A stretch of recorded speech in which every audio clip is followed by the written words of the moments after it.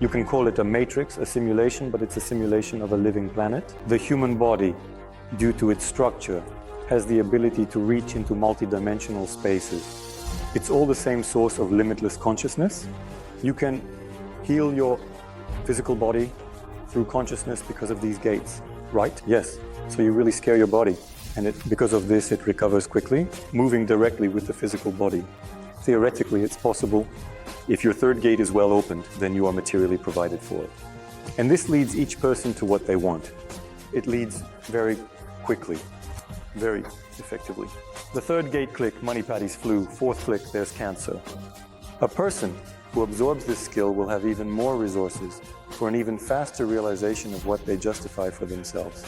The world is not interested in us reaching such levels because we are already becoming that level. It's just dangerous for the established systems, dangerous for the systems. I want to talk today about a concept that it seems to me only your students are familiar with, but I want to make it popular for our entire audience as well. I'm talking about gates. Please tell me, what is it, where is it, why is it, and what do we do with it? The human body, due to its structure, there is a possibility to reach multidimensional spaces. From the standpoint of physics, from the standpoint of our senses, this does not apply in any way. That is, the eye, the skin, as an organ of tactile sensations, has no way to feel it. But when we develop our energy body, our field around the physical body, then certain structures that belong to us begin to fall into this field. But these structures are not part of our physicality. These structures are part of our flow. If you look at a person with magical vision, then he looks like an infinite pillar, a very wide pillar.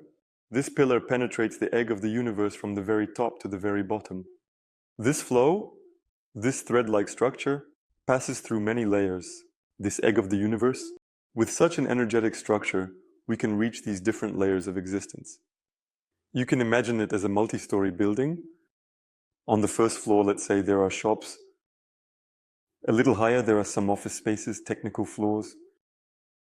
Floors where people live, the attic, where the birds fly, and the roof itself where everything is open. Something similar exists in the eggs of existence.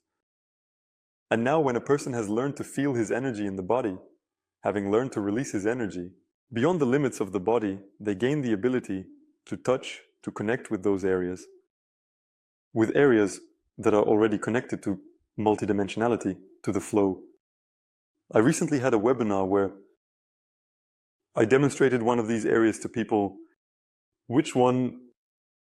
These were the fifth gates.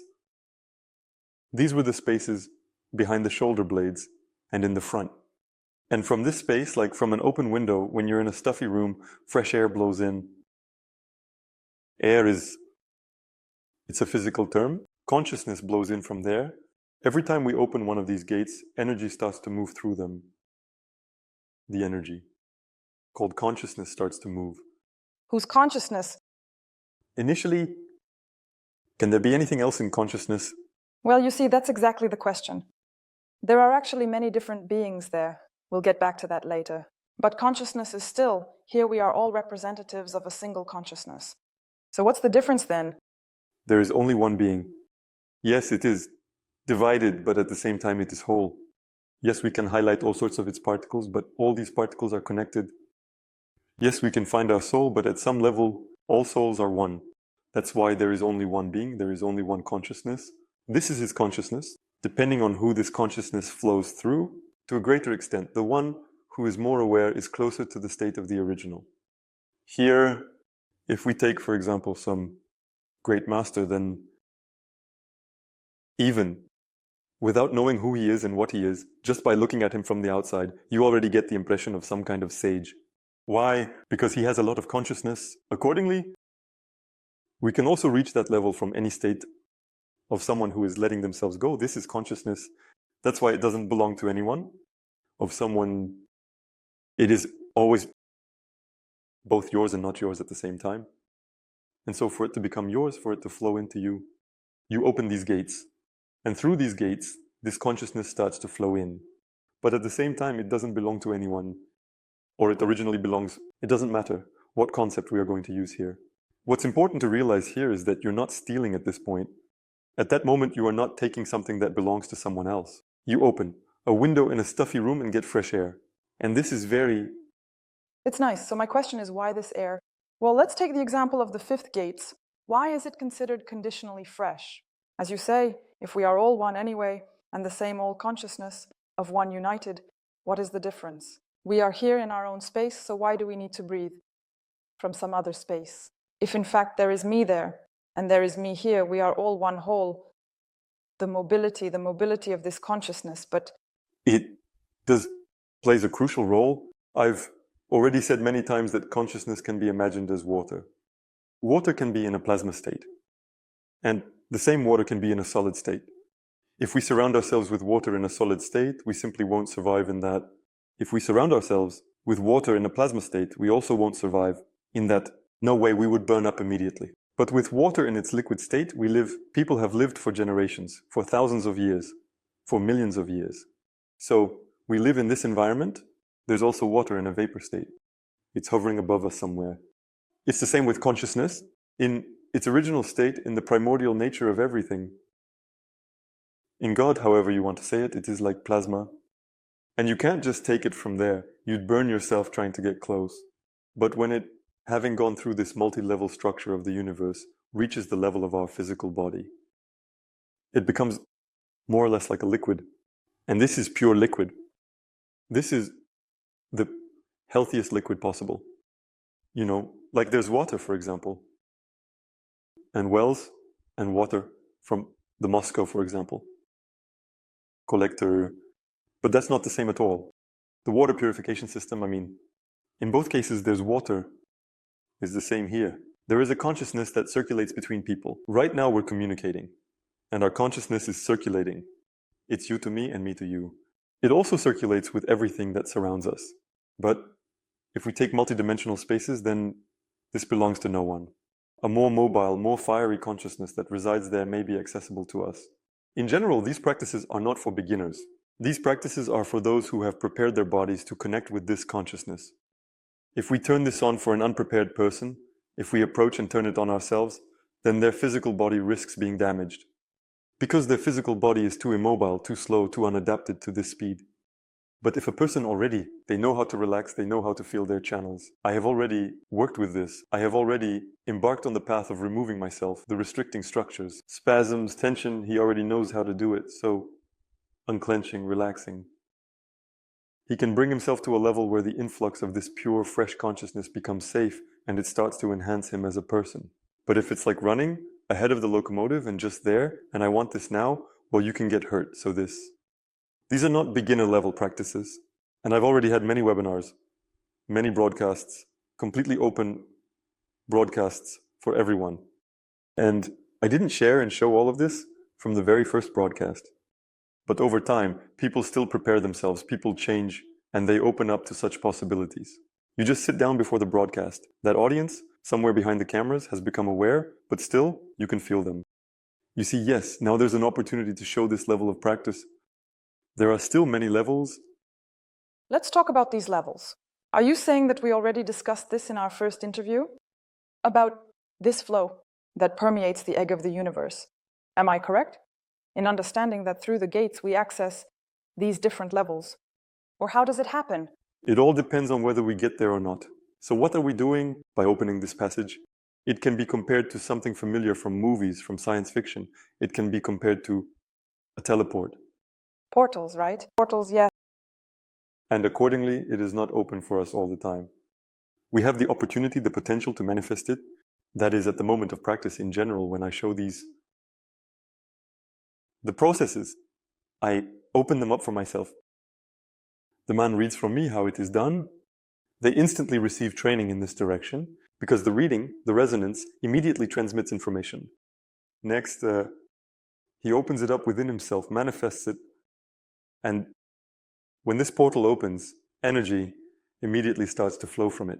If a person maintains their practice at that moment without any changes, they simply gain access to an unlimited source.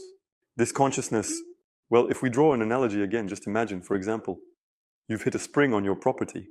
You don't need to drill or bore into the ground or lay down pipes. Oh, you have a spring on your property? Yes, it might not be enough for full water supply to the house yet, but you already have it.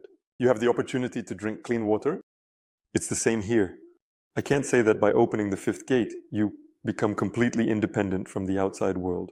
No, you become more, and this is more. It's now permanently available to you because you've developed the skill, you know how to do it. Let's talk then. Let's start right from the beginning. What portal? Where does it lead? And how are we supposed to use this? Yes, and if a person stops this practice at this level, then that's it.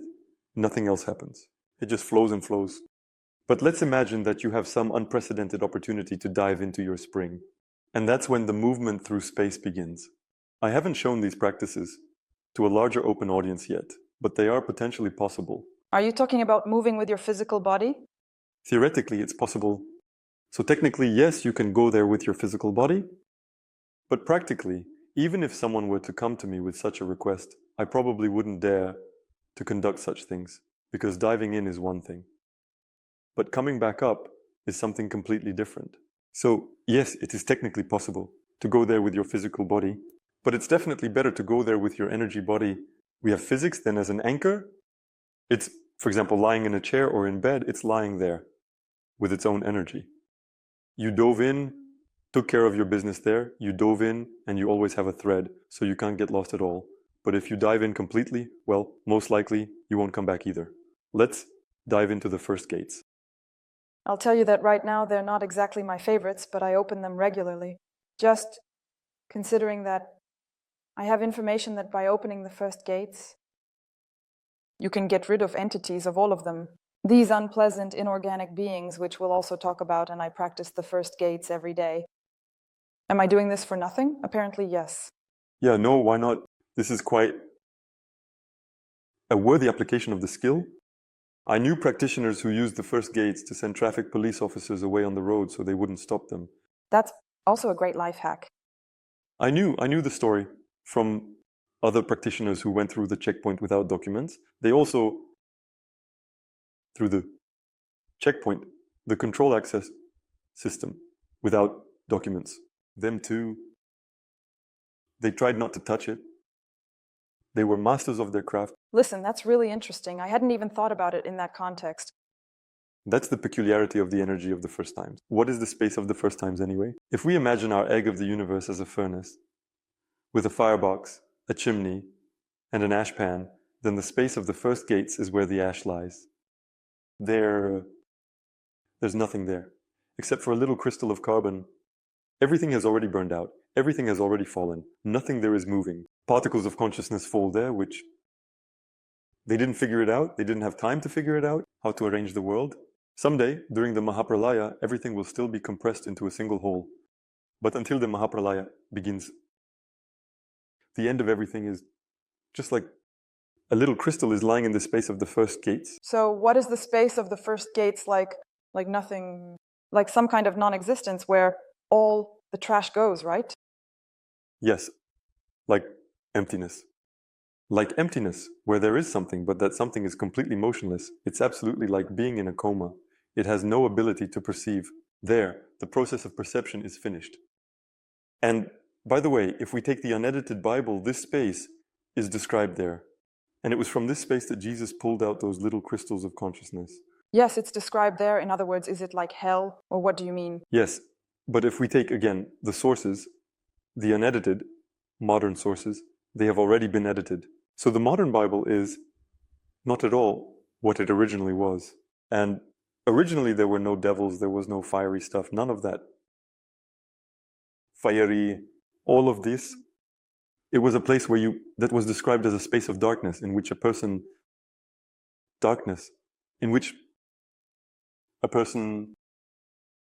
is motionless, does not perceive.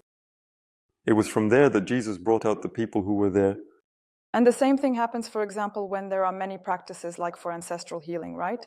When there's a lot of different things going on, where the work is specifically with the particles in your lineage or in general, and not just in the lineage, but usually people work with their lineage to somehow to elevate. There are even separate, as far as I know, also in the church for funerals, but that's something different, it seems to me.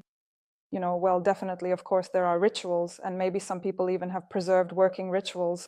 For example, I had a situation where a woman was practicing with me, very promising. So let's say she was doing really well, she was a very promising person, and at some point during our practices, she came back to her. A woman came up to me with a question saying, well, what about reincarnation? I said, well, let's go. You already have a sufficient level of vision. You already have a sufficient level of mobility. I said, well, let's dive in and see where your brother is. His brother died in the war. And she just couldn't accept the fact,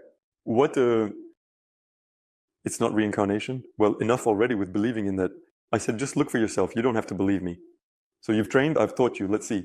And we went with her into the space of the first gates. We really went in. So it's not like we just opened up and sat there, but we actually started diving in. Naturally, she knows the vibrations of her brother. She was able to tune into his remnants. So let's say the remnants of his consciousness. And she found him in the first gates. I said, well, where reincarnation?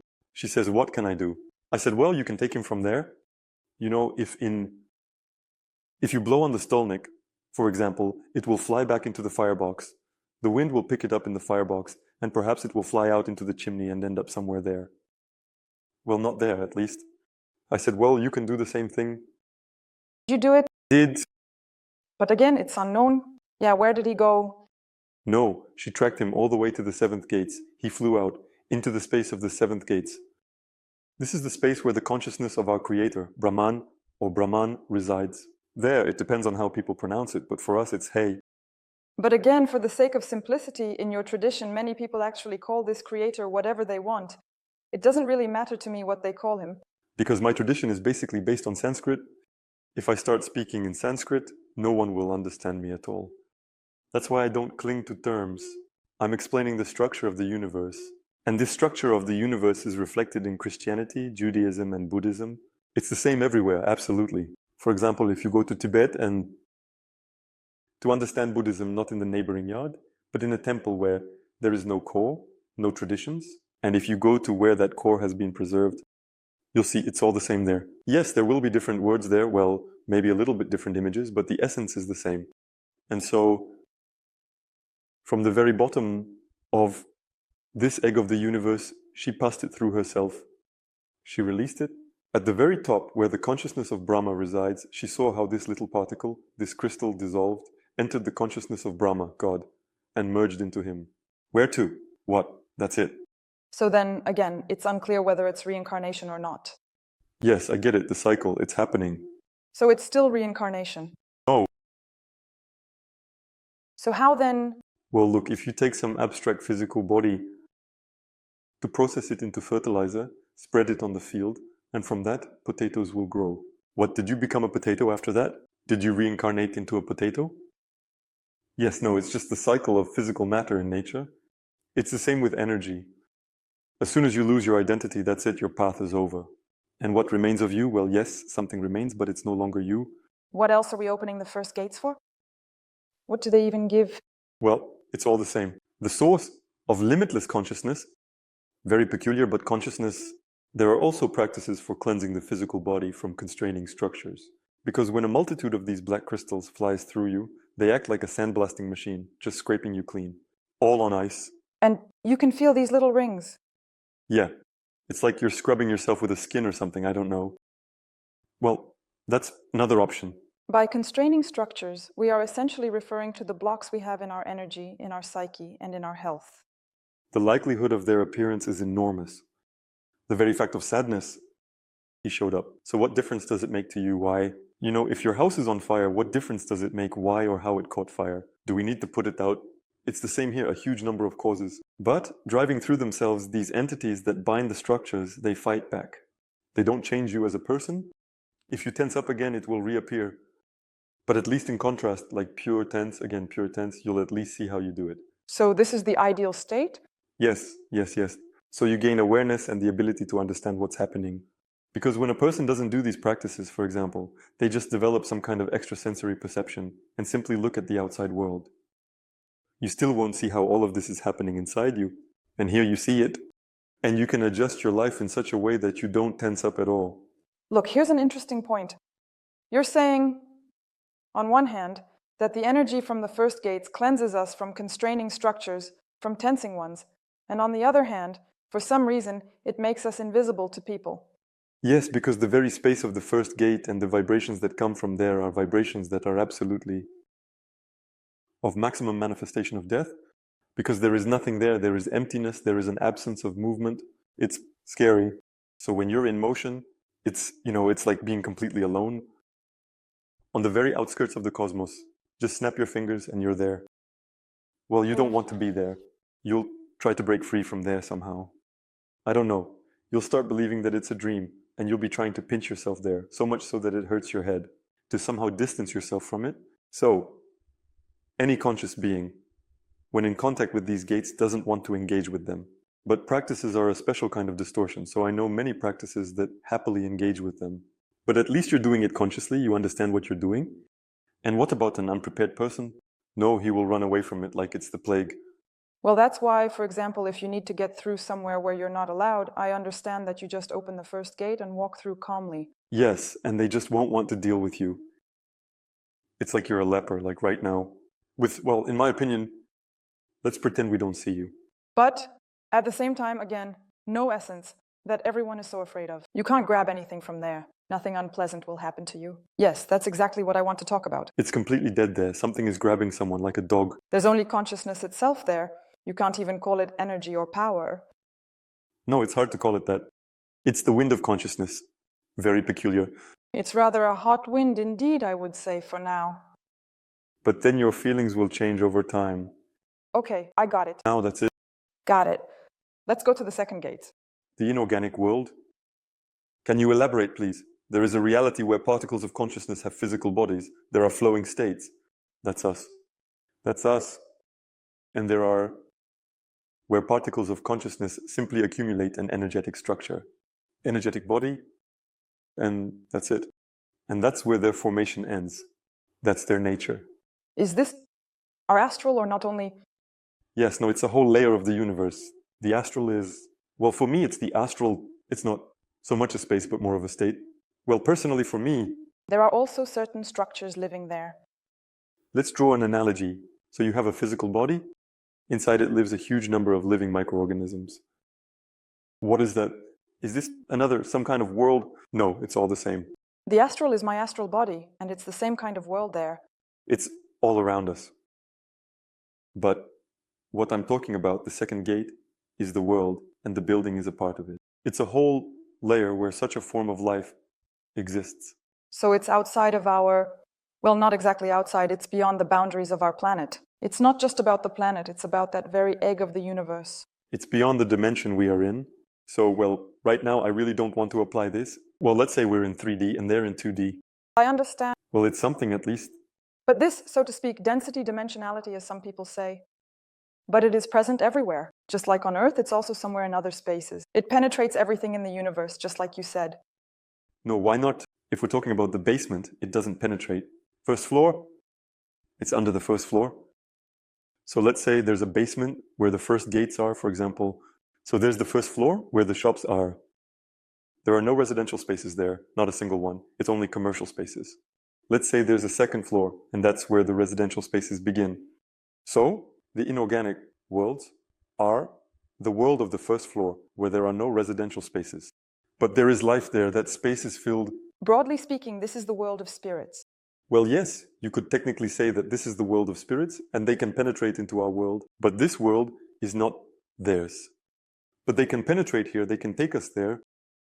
Well, look, all those who, let's say, talk to some entities or work with them, they engage in some kind of magic. Do they interact with these spirits? Some do, some don't.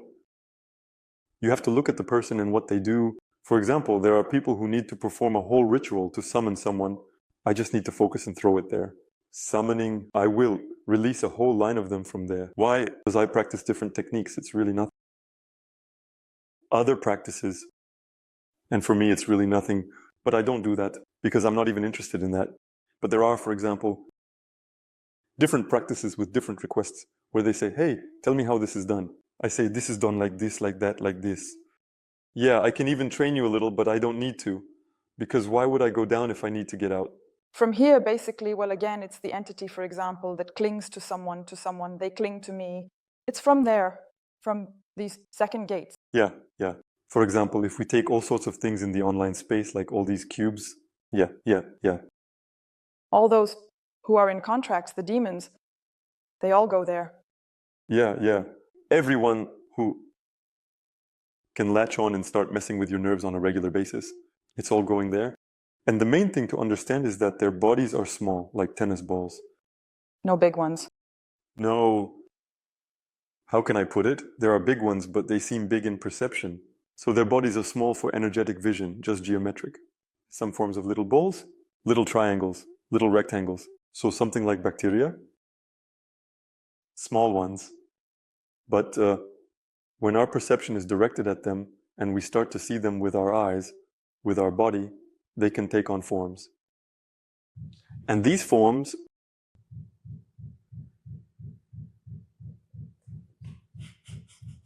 these sounds are just right for bringing out the inorganic, like drums. You know, by the way, yeah, shamans, they really work with inorganic beings of significant record. So, in connection with our shamanism, yeah, and the light shamans, white and black shamans, medicine, the spirits of plants or the spirit of the plant is also a plant. Another process is good, but the shamans, conditionally, work with drums. That's who they work with. Yes, they can dive into the space of the second gates, pull out entities from there, and negotiate with them about something. Basically, these entities need, or bodies here in the third dimension, these are very powerful entities that practice there. Oh, really? There are practices there too? So entities that just need to be fed, and there's an agreement with them that you provide a certain number of people for them to feed on, right? Otherwise, well, then it will be for me too, some kind of benefits. I mean, it's said just like that, straight up. Yes. What really surprised me was what you said about the practitioners. So, in that world, in the space of the second gates, it really exists. These, as you say, tennis balls that are like, okay, now I'm going to be really cool. Yeah, I'll enter the space where these leather beings live, and they manage to do that. And I'll get a body, for example, yes, here. Well, yeah, just their bodies. It's a work of art, mostly. These are some kind of paintings. Quicker, not vases, but more like figurines. Some kind of, it could just be a stain. Some kind of stain on the asphalt that can't be removed by anything at all.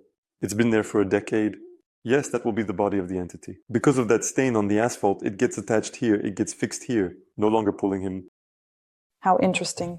And it enjoys it. So, life here in this space. For him, this is the highest achievement. That's true, but he's not aiming for that. For example, to the seventh gates, or do they not even know about it at all? They don't have that kind of access. However, they have access to us. Yes, and they mostly come to a person through dreams, through borderline states. Because we permeate all the space from above, we are like the ventilation that goes through all the rooms. Accordingly, they crawl through this ventilation. That's why I feel completely calm about them. I don't even forgive them any attention at all. Will something manage to squeeze through? It doesn't matter at all. It's the same, you know, like when your intestines are full of worms, does it like bother you?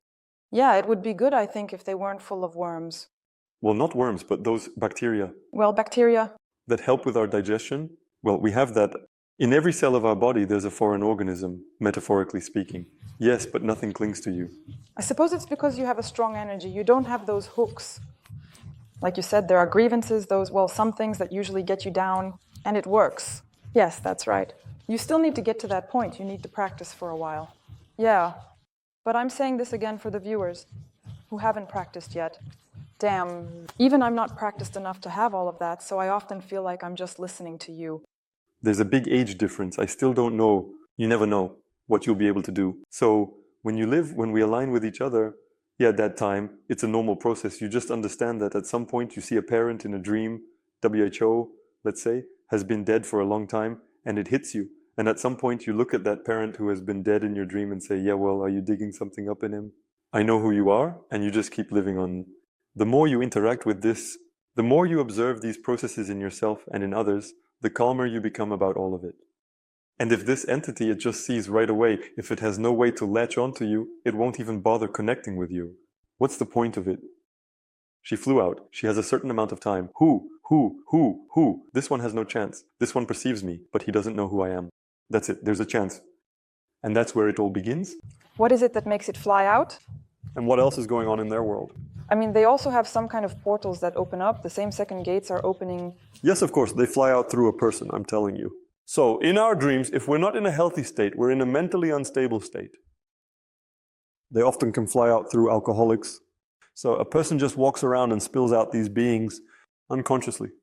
But it does happen. But here, in this space, they can't exist for long. They can't. How? We're walking in Moscow right now. And let's say everything is clean. There are no juicinesses yet. In one move, others come right away, as they never came before. They left this cycle from these. Here are creatures that enter through some people, through others, leave. Someone clings to works, some arts, someone clings to points of increased concentration of human attention. Inside, a person manages to latch on, and they constantly encourage the person to hold on too. And some can pass entire trains of these entities through themselves and not even worry about it. Okay, here's a question. Is it dangerous to interact with these beings? The same shamans work with these spirits, not shamans, but some kind of guides. We currently have a huge number of guys who sits on such contracts, as it turns out. Conditionally, you give me this and I'll give you that. This can be risky for a person who interacts with this. So is this master, for example, or this shaman? And for those people who interact with these entities through that shaman or master, or is that okay? It all depends on why you're living. If you just live with the thought, I want to live beautifully and die like everyone else, this is good, this is not dangerous. On the contrary, this is good for you. It is easier with them.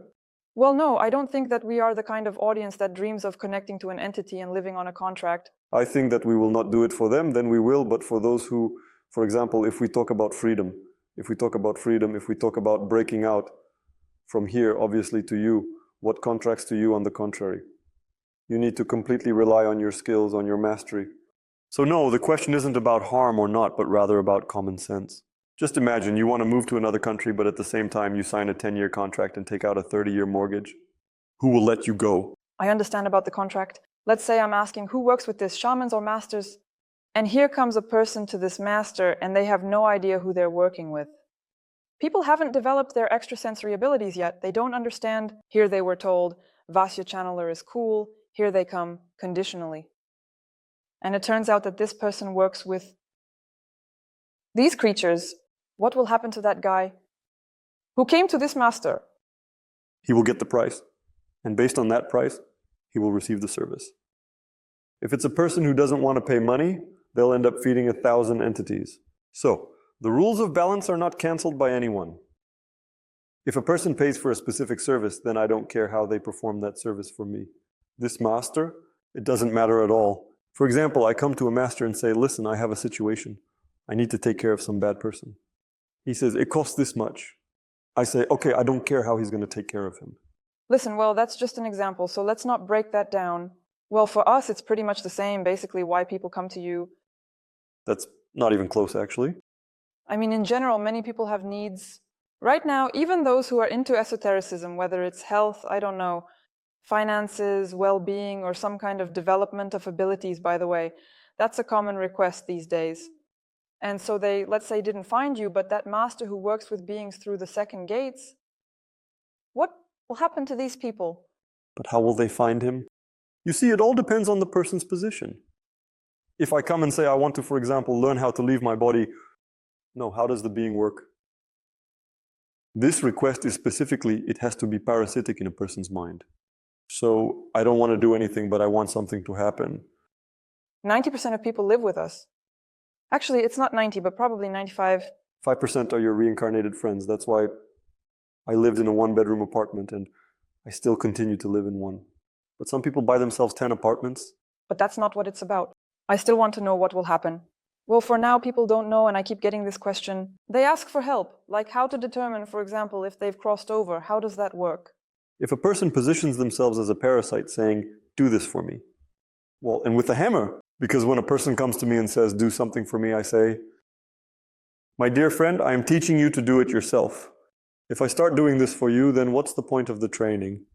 That's not training. How can an ordinary person tell that the master is working with the second gates? So with these entities. To develop extrasensory abilities. Only like that? Yeah, no chance, because it's different. Oh my God. What are these esoteric processes? Just look at the ads, regular ads for regular products. They tell you a lot of stories there. How to determine. I mean, maybe there's something for those people who still haven't developed their extrasensory abilities. I understand that this energy has a certain taste, and even when just a little bit of feeling is already developed, not necessarily extrasensory abilities at the 10th, 100th level, you just feel that taste, that it's different. Well, from these second gates and so on. I can tell you this everywhere where people talk about something being done for them. You can already start paying attention. It's already time to pay attention. Second, as soon as an alien consciousness appears in the field, we immediately react with some kind of internal tremor. So we feel like something has happened, like something is about to happen right now. That is some of this one, internal, not even holding back. It's terrible, really. It's one thing. When a maniac jumps out at you from around the corner, yeah, the one with the scream mask and a knife. The object is obvious, you're afraid of him, and it's a completely different thing when you don't perceive it, but the feeling inside you starts to hear. That's when it starts. It's very hard to catch, because even considering that I perceive many things when it's within me, it's not like it's terrifying. I'm not in a panic. How many times I've grabbed entities from masters, but I didn't have that panic. I had something was off, and the one that I was able to just brush off, I still want to interact with a person, that is, there is no such wild horror there. I don't perceive him, so everything is so subtle, and when I was completely insensitive, there wasn't even that subtlety. How am I supposed to explain to you now, if you didn't have any sensations at all, how to perceive it? So I'm saying for those people, let's say, who have no sensations at all, maybe there's some kind of list, after all, of what people who work with entities from the 3 gates, gates 2, 3, and 4. It's called the Practical Energy Course 1 and the Practical Energy Course 2. You sit down on a chair and develop your extrasensory abilities. Here's a list. Well, how? Well, look, I've had both my eyes knocked out. How can I learn to see? Yeah, well, there's no way for you to learn to see. What else do you want to pull out of me? You need to practice. You need to develop. Don't rely on someone else to do something for you. Well, that's funny. No one is going to do anything for you. Look, things like consultations, for example, are related to us, as I understand it. I'm going to tell you everything about you. So it's the same story, right? In different ways. In different ways. You just need to take a specific master, watch what he does and say, this one does it this way and this one does it another way. This one, for example, holds an inorganic entity with him, like in the area of his hand. And this entity writes with his hand, he just reads it, and he himself killed it. And this one, for example, says, all right, guys, get to work. And he doesn't do anything himself. He's sitting there picking his nose. And that inorganic entity works for him. Who agreed on that? And there are people who don't use this at all. And those who reach out with their consciousness, their attention, their extrasensory abilities, they do something themselves. And just like that, pointing a finger and saying, are they all like that? No, not everyone. They are different. It can happen that a person is completely unaware of what is happening. So this master, how does he work? For example, these entities work through him. They come, and he doesn't understand at all what is happening. So that's not the case. Mostly everyone is aware of everything. Very little. This is as much as necessary. To completely give up control over oneself, to not be aware of what is happening. Maybe, potentially. Yeah, no, a person like that would just end up in a mental institution and that's it. If he gives up his control to such an extent that these inorganic entities start acting on their own through him. Do you think there's some kind of agreement there that isn't spoken out loud? Of course, I can even tell you more. There are special schools which are not just that use this system, which specifically teach you how to reach out to this inorganic entity, to negotiate with it. Moreover, there are even stages of merging. Can your temperature spike for a few days? You might, for example, start feeling feverish, or you could have a constant dizziness. While you are merging, you must. Or provide a part of your body, or wear some kind of trinket all the time in which it will live, so it doesn't fall out again into the second gates. So why do we even open these second gates? Why work with the second gates? That's the nature of humanity. Well, why do we breathe? That's how we live. When we breathe, how many lives are we destroying? When we do this in practice, what can we get from the second gates? Honestly, I don't like opening them because I'm a bit scared that some kind of crap will crawl out of there. Somewhere it might get caught behind a painting or enter me. Well, I still have some left. You dare to say hello in the morning? I don't want to. Why? Why is this so important to you? That's the very fact. That's already a problem. Yeah, I know, I'm working on it. Well, you see, you're creating the conditions for her, your connections, and at the same time, you're outraged that it's like this. Well, that's how it is. For me, it doesn't matter at all. Well, it crawled out, so what? Go ahead, Vasya. Okay, here's the difference. For example, we open the first gates, yes, and interact with that energy. Yes, if I can put it that way, and we open the second gates, we interact with this space and this consciousness. The space of the second gates contains a consciousness that fits very well into the energy, ours. And that consciousness that flows from the second gates allows, well, it's quite good to form our double, the energy body, to travel, astral travel. In this, you can find a very suitable consciousness in any way you like. It allows us to fill our energy with physical qualities. That's why people who develop themselves in a well-rounded way, they have no other options. And in more detail, so if a person practices and regularly opens the second gates, it absorbs from there. What? Then, its energy body acquires a gel-like density. So you can even touch and move the physical world with your energy. So for example, for the same telekinesis, yes, you need to absorb from the second gates. You don't have to, but it's the most logical next step. So if you want this, if you want pyrokinesis, telekinesis, to leave your body, to hit someone on the forehead, like I did once in my life, and so that it can be felt, so that you don't just pass through another person, but so that you have a solid hit. This is the most from the energy of the second gate. Convenient. It's easiest to do. Well, going out into the astral also works. Traveling through dreams. Building dream worlds, creating shapes, creating space, coming up with all sorts of different scenarios, and realizing all of it. It's not just the second gates, but simply because of these energies. It's easiest to do this. Well, again, if there are no those constraining structures, Kryushkov, as I call them. So you can absolutely interact with the second gates without fear, without being afraid that some entity will crawl out from there, latch onto you, and start eating you. Right. If you're worried about it, you're already hooked. That's it. It's already all done. It's already all happened. If you don't even ask yourself such questions in your head at all, well, it won't latch onto you in any way. And if it grabs your attention, then it grabbed it, and that's that. You take a look, and then you start doing your own thing. So it all depends on how much our attention will be engaged in this process.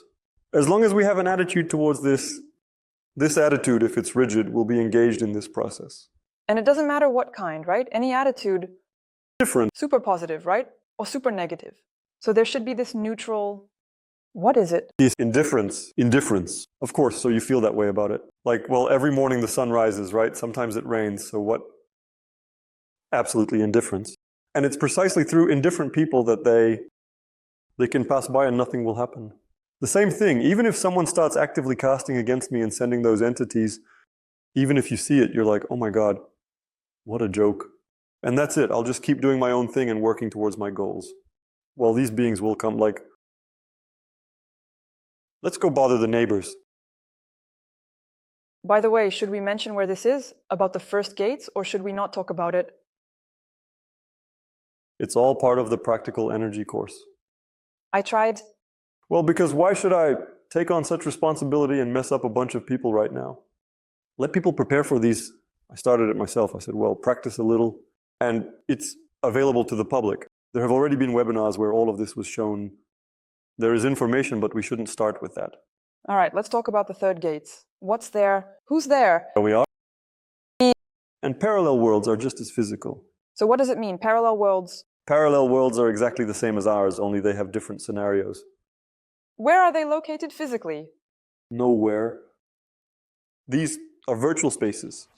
So where is the house you built in The Sims on your computer? Where is it there? Listen, well, this is already a reference to the fact that we are in a simulator And that's how it is. You can just call it a matrix, you can call it a simulation, you can call it, I don't know, a prison, whatever you like. But our planet is alive. Of course. Your Tamagotchis, those plastic figures, they're alive too. So it's both alive and a simulation at the same time, or what? Simulating a living planet. A simulation of a living planet. And we are also a simulation in the consciousness of our Brahman. Well, a dream. But all of this is initially infused with particles of consciousness. So, this can be, how should I put it? Yes, we observe a simulation around us, but the one who observes is absolutely real. Yeah, but you say there are parallel worlds. Our Earth exists physically somewhere, despite being a simulation. But it exists right under our feet. Yeah, but where do those parallel worlds exist? They're also right under our feet, just with slightly shifted phases. So like a degree type. Look, this is for those who know at least a little about radio electronics. It's not me. Yeah, but maybe it will help someone. So, when the transmitter is working, it has like a sinusoidal signal, a wave. He sends out this wave.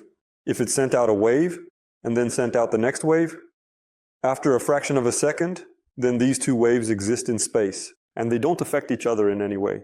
So their phases are shifted. Got it. If one transmitter sends out a wave and another transmitter sends out the same wave second by second, if one transmitter sends out the same wave millisecond by millisecond, meaning in phase, then these two waves collide, they see each other just a little bit, like a little bit later, a little bit earlier. These two waves pass through each other, not noticing each other at all. It's the same here. Is it possible that we come into contact with these parallel worlds? It's not just sometimes they even collapse. This veil between them, and you can fall asleep in one parallel world and wake up in another. What causes this to happen? Why does it collapse? These reasons come from the current situation. But in most cases, if we don't consider practitioners or any conscious actions ritualistic or practical, if we look at ordinary daily life, this can happen when a person experiences a very strong mental reaction to something, an emotionally intense reaction after which they make a very serious decision within themselves. For example, you're living, everything is fine with you. Something happened. Never again in my life. You go to sleep with this and you wake up in another world. Well, you're talking about switching branches of reality right now, and that's how I would put it. Well, you could say that maybe it's parallel. So, it turns out that these parallel worlds are the same as our world, where there is me, you, and so on. So about these worlds? Maybe, yes. Or maybe it's not like that. For example, when I was actively practicing, when all of this was happening within the tradition, I even had this funny moment with my friend. We practiced together. What do you wake up to in the morning? You look at her, it's not the physical body you went to bed with yesterday. Yes, she looks like, yes, everything is correct, but we had several stories. And in general, this is such nonsense. In fact, I remember it now, but it happened in my life. So when we first met, she flew to India a week later. And there was a girlfriend with whom we had sex during that time, and with whom I didn't have sex during that time. Is it the same woman? Yeah. It's just in different realities, in different parallel realities. And depending on where I ended up, She remembered like this friend and who? well, something like that. One remembered this event, said, well, yes, you and I kind of got along, but I had to fly away. The tickets had already been bought, but I already understood that we were together. And the other one said, yeah and no. I mean, well, yeah, we met there, but nothing happened between us. I flew away and took off. Wow, and it was the same person. You were moving around periodically and were with two women, roughly speaking. Well, I changed for them too. It's simple. Oh, come on. When we actually discovered it, and it was such a cool discovery, we were feeling nostalgic. It was a week, then she flew to India, and then she came back. We continued on, further on in our interactions, our relationship. And when some time had passed, and we were reminiscing, I said, yeah, well, that's cool. She says, why were you waiting for me? We met a couple of times, and that was it. I flew away. She asked, why did you write music? How did you manage to fall in love with me like that?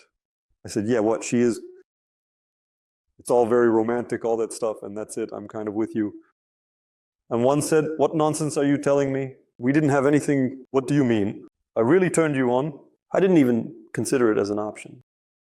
And the other one said, was one time enough for you? I said, well, that's just how my mind works. If I've gotten together with you, that's it. And I waited for her a long time. Actually, she didn't fly away for 5 days. And they were absolutely similar looking girls. One remembered one thing, the other remembered something else. Okay. What about the fact that in these third gate spaces you can encounter something else? Some other reality? Where it's not Earth at all, but some other planet? So is that possible? Yeah, but mostly this happens during interactions with the inorganic. If you play around with an inorganic being, then From second gate? from the second gates, well, let's say for some reason you started playing around with it, then it can pull you in so strongly that you won't be able to gather back the place where you started the game with it. So it can take you so far away that no one will even remember you. You approach a person, say hi, and ask, who are you? Well, like, here's your phone number, and he says, that's not my phone number. I'm just in such a state now. Well, sorry. I'm sitting there, you're flowing. The third one, you can't get to some other world, to some other planet. It's all going to be Earth. Still, I mean, the space of the third gates is everything related to Earth. Just parallel to it. Yeah, but there can be an Earth where you might say, I'm on Mars, but it will still be Earth. But that's one of the possibilities of Earth. Yeah. This is while we are here. But if we take the whole layer, of course, besides Earth, there are other forms of existence in the material world, of the physical world. Where else can you get through the space of the third gates? Exactly. Yeah. But you really need to pull off a proper pirouette there, because we are very much anchored to that point in space, where the physical body is located. Very much, basically the physical body is a computer character. You're a computer character from a computer, you can't get out. So in fact, these are all the spaces of the third density, as we would say, well, let's say, 3D, the world. So all the 3D planets that exist, you can access them through the space of the third gates. You can enter a space where not a single word will be familiar to you at all. But will be the space of the third gates? This will be the space of the third gates. So saying that there are Earths everywhere isn't entirely accurate. Or they're everywhere. 2 planets that we are here on, yeah, it's not interesting what will be there. The further you are taken away, the more you can actually get stuck in space. And the countdown is in seconds because you need to breathe. What does interacting with these gates give you? So if we said that the first one, for example, makes you invisible, cleanses you from constraining structures, the second one allows you to fill your energy body with something specific. To form your double. Third one. The third one allows you to feel very comfortable in the material world. Do they have such an effect? Very interesting. If the third gate is well open for you, then you are materially provided for. So here it is, the life hack. Well, give it a try, use it. That works too. No, but that's understandable. I can even tell you more. It's easier to open the third gate through material achievements than to achieve material success through the third gate. But it works like this. I know, I used to be like that myself. I was a practitioner who just sat there puffing away, opening the third gate, and then reality just had no other option but to start. To create my material wealth, and you're like, okay, finally I'm going to get it together. This point of your... Interesting, it's kind of like those memes about breathing with the womb and all that stuff. It's really, well, in fact, it turns out to be something from that series, right? Well, the third gate is at this level. The fourth gate leads into the flow. You can climb up and down through them, like in an elevator shaft, but within your own flow. This is the fourth gate, so they lead not outward, but inward. We can examine the body from the surface, or we can go inside and take a look within. That's why I say how to dive into your own gate. So through the fourth gate, we can again examine our energy. Right. Your body of the second attention. Flow. We have this huge body of the second understanding. We can climb up and down this flow like in an elevator shaft. But all the centers are included there. It turns out, right? Yes, there are centers there, and there are other gates potentially. So the space we enter through other gates is also present. Well, look, there's a teleport, and then there's an elevator. Eat. There's the possibility to teleport directly to some part of the dimension, and there's the option to get there through straight line movement. So, through the fourth gates, of course, very much. Right now, I'm simplifying and exaggerating everything just to the point of madness. But the fourth gate is the opportunity to get there on your own, while the other gates offer the possibility to teleport there, right from the start. In our first interview, which you should definitely check out if you haven't seen it, we discussed how, by following the flow, you can reach some non-human spaces. That's where the rays live, my ancestors, my favorites, so to speak. So that's through the fourth gates. They go in there. When we climb through the flow, we climb from the outside. When we go through the fourth gates, we climb inside. Imagine the Ostankino TV tower. You can climb to the very top of the Ostankino TV tower from the surface. Or you can get inside the elevator and ride it all the way to the top. It's pretty much the same thing here. All right, why do we do this? Why are we opening the fourth gates? We open them in order to gain access to consciousness again. This consciousness also has a quality. This consciousness triggers a very strong regeneration process in the physical body. We open them to get acquainted with our own death. It is precisely through the fourth gates that death comes to us. And it cuts us off from that flow, and there's no longer any elevator or dimension. When you say to face your death, you don't mean really dying, do you? No, to get acquainted with it as a participant in this whole event. If death takes the initiative to get to know you, that's what it means to die. If we take the initiative, it's to get acquainted. So how does it react? How does it look? Does it look a certain way at all? It looks that way, yes, and it reacts. It reacts in all its glory, manifesting itself. It looks like a very peculiar energy that permeates the entire flow. What do we do with this? To awaken. It really energizes you. The very fact that you're doing this, you suddenly stop feeling like you're immortal. So it becomes obvious. It becomes right there in the brain, in the bones. So you're still that palm, and you can talk to it, somehow find out some information. I don't know the date of death for my line. There's no such practice yet for the date of death. How do you determine for yourself when you leave? If you have a date of death, you're not a practitioner. Everything is already predetermined when it comes to the regeneration of the body, meaning you can... It turns out that with consciousness from these gates, you can heal your physical body. Yes, but it's a fairy tale that it's possible. In fact, the body is so afraid of these vibrations. It awakens by itself and immediately tries to restore itself. So for the body, the opening of the fourth gates is everything. It's like the bell has told for you, you're about to die.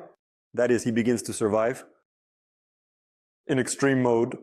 So you scare your body a lot, and because of this, it recovers quickly. It's not like you open it up and ambrosia just flows out and that's it. Yes, no, he is terrified. He will quickly recover from everything in a row. I'm about to die. But it recovers.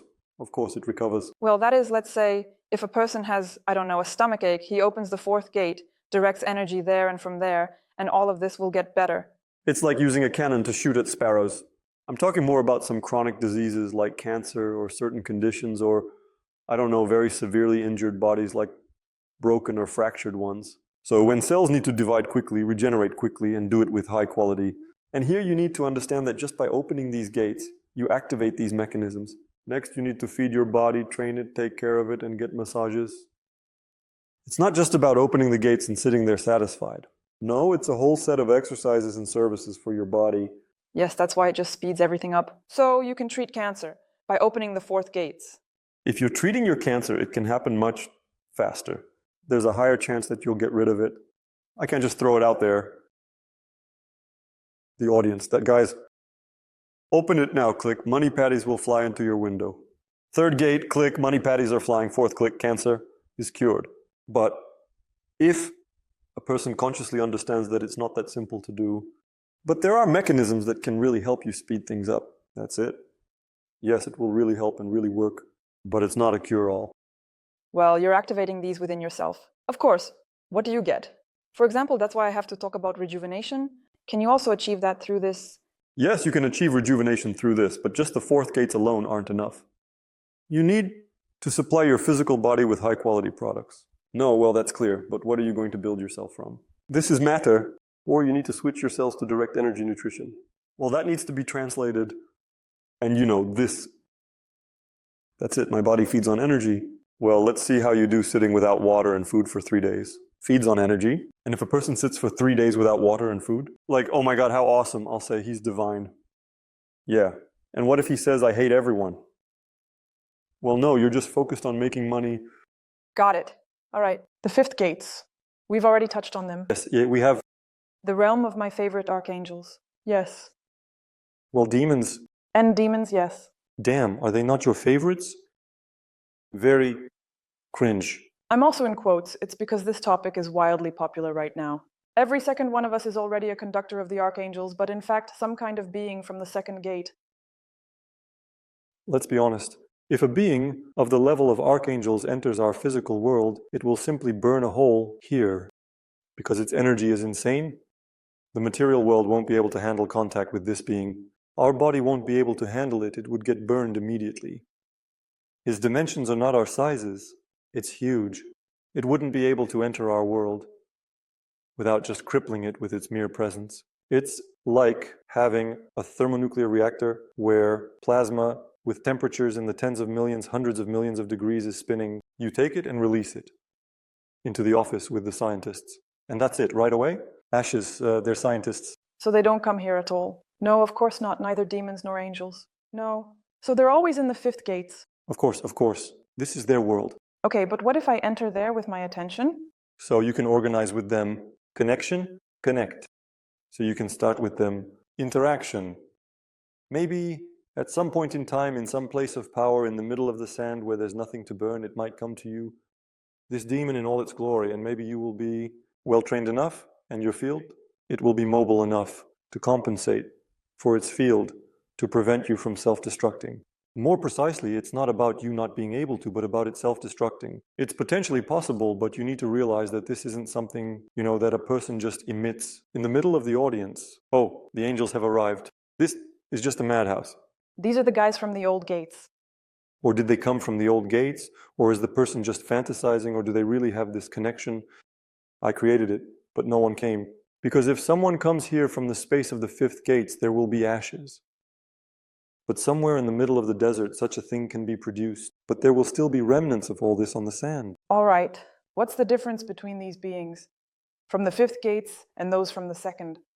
These are completely different forms of life. It's kind of like asking what the difference is between a virus and a microbe. But they are strangely similar and very similar, not even close. But I mean that from a human point of view, whether it's a virus or a microbe, it's good. Let's look at it from the perspective of people. What's the difference?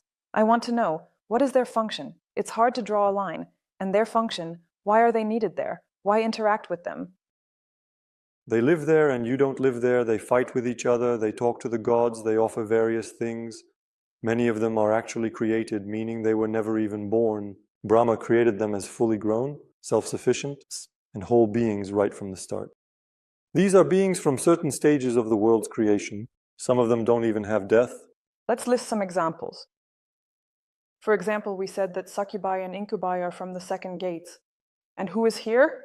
For example, I went in and saw Hanuman. I'm saying they communicate with the gods. There are gods there too, these ones. Yes. So this is the realm of fiery beings, infernal beings. Who is that?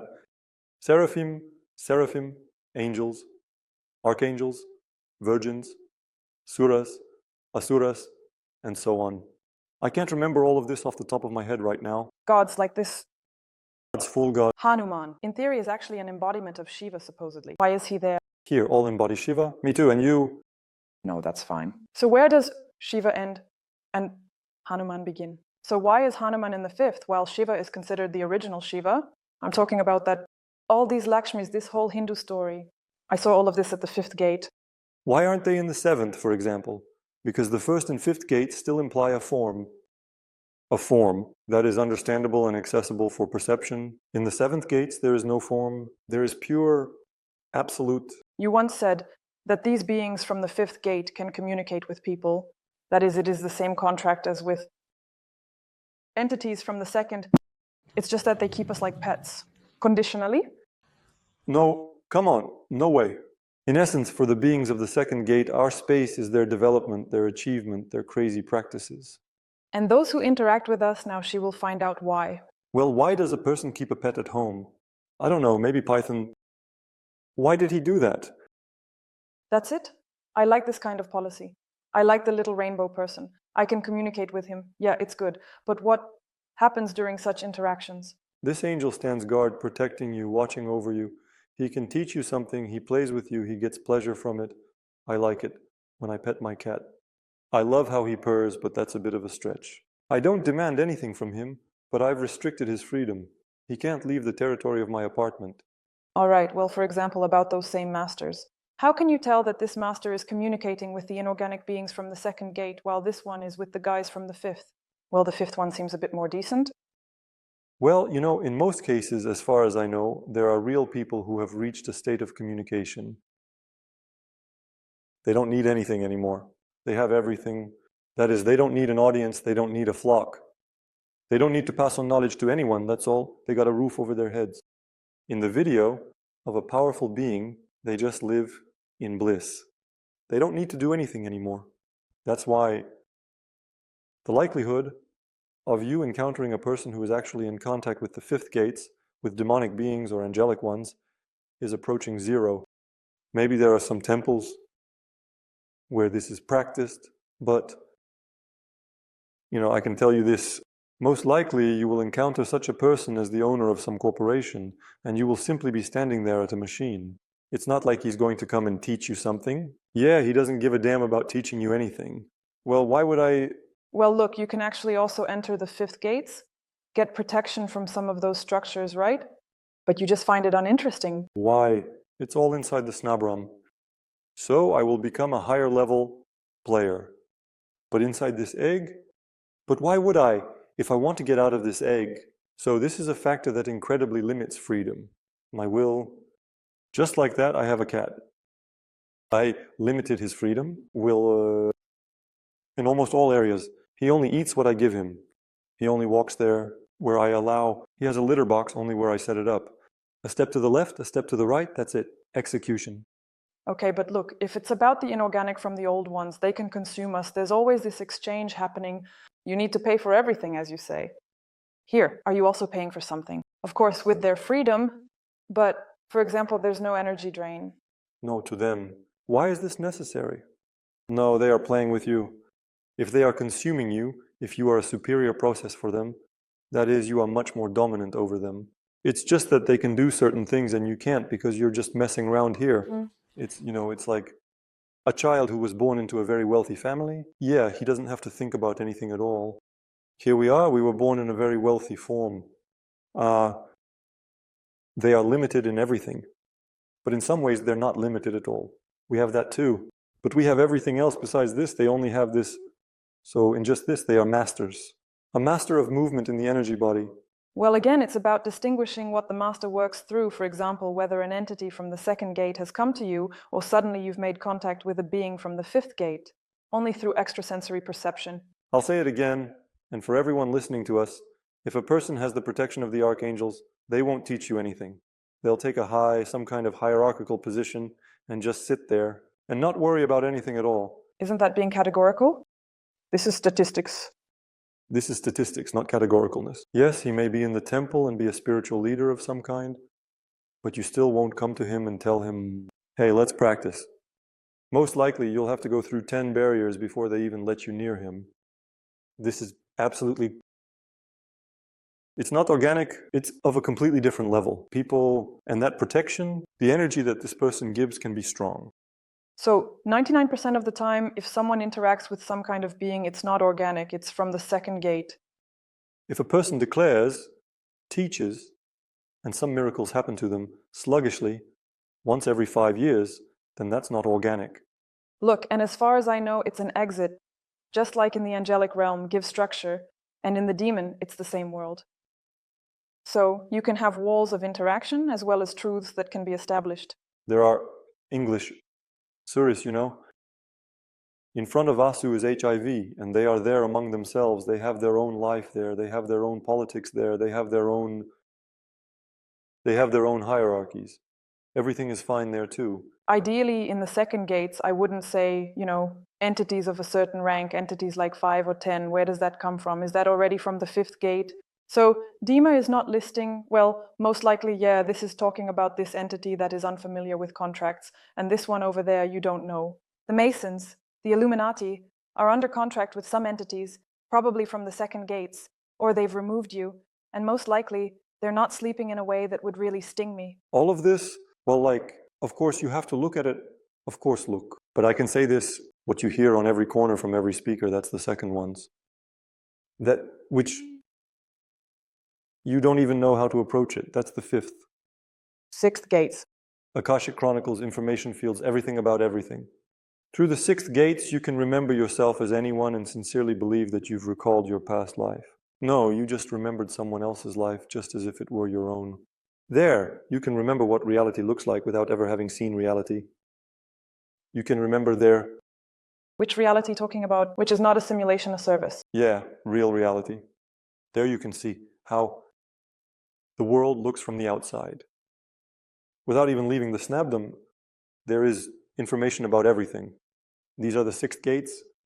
Through them you can see energies, through them you can receive silent knowledge, intuition. Through them you can look beyond space and time. So these are just information fields that are accessible for human perception. But it's not like you can say there's any kind of life here. What about mine, regarding the fifth gates too? What energies are we filling ourselves with, but not energies? What do the fifth and sixth gates give us? Basically, it's a very calming, peaceful energy, a harmonizing energy. You can get stuck at these fifth gates and completely lose any desire to act. So, if we're talking about practices, they start with the fifth gates. As calm as possible, as harmonizing as possible, completely free of any hectic situations. But if a person gets stuck at these fifth gates and doesn't harmonize themselves with others, more like some manifested ones, then he will just fall asleep in them. And what are the poles for? How do we work with them? What do we get from there? This is knowledge about everything. This is wisdom, and the sixth gates allow you to feel the entire reality with your energy body. That is, this is the maximum concentration of perception, energy of the body. So this is the maximum concentration of perception. Well, by absorbing from there, as we listed here, we gain invisibility here. Here is the dense body, here is wealth, and so on. What do we get from here? I can't say that we get something specific, something material. They're already too far gone. Ah, well, the further you go there, what happens? Well, you just receive flowing into your body with a sufficiently high frequency energy, high speed, high fire. The words don't really matter again, which potentially burns away and dissolves the constraining structures. Well, it's the same as the first ones, right? Just probably in a different way. The first ones work differently. Here is pure consciousness very quickly. And the first ones are the little crystals that polish you. So the first ones are like sandpaper. And the sixth ones are like, well, I don't know, the flame of a torch that burns things away. It's something like that. It's kind of funny to even listen to yourself, to be honest. Somehow this explains these processes. But by going in there, you can find out, as you say, the Akashic Chronicle, any information that a person is actually interested in. On which he will be able to focus his attention. If a person just ends up there without any specific request, they see energy fields, endless, with a very peculiar shade and very high mobility. To pull something out of there, it's just energy. Well, and these stories, right now there are a lot of practitioners who supposedly access the Akashic records, and they talk about all your past lives, about all your Pleiadian planets and so on. How do you feel about all this? Listen, I can tell you this. A person can remember anything. They can tell you anything. Why? Because there is only one single thing. Well, maybe he will be mentally unstable. Yeah. Why does he say to you, hey, are you from Arcturus? You arrived, and there, I don't know, you were burned 10 times and drowned once. Well, he was a king. Well, for example, I'm speaking conditionally. You know, that's all. In my worldview, you can flush it down the toilet. Because when a person comes to practice with me with such a request, I want to know all of this. We're sitting, 1, there's individual practice. 2, individual practice. 3. And then the person goes, wait.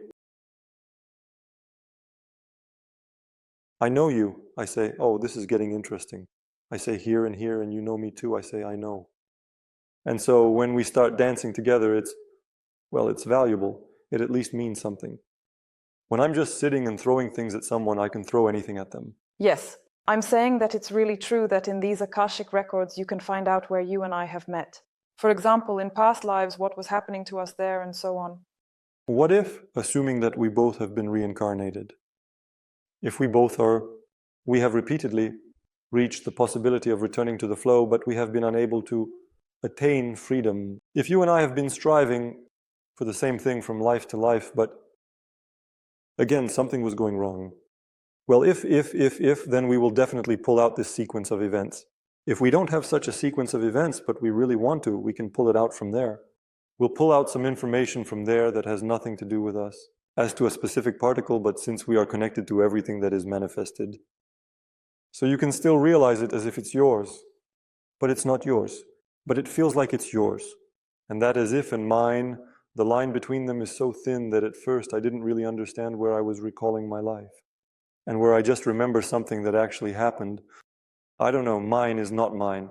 It's my particle, or it's some parallel particle, or it's the physical body of my flow. So it's just some kind of madness that starts if you begin to get stuck on it. And they only stabilize me a little. People, when others come, you sit and practice with a person for 6 months, a year, and they start to open up. So this vision, and he's like, listen,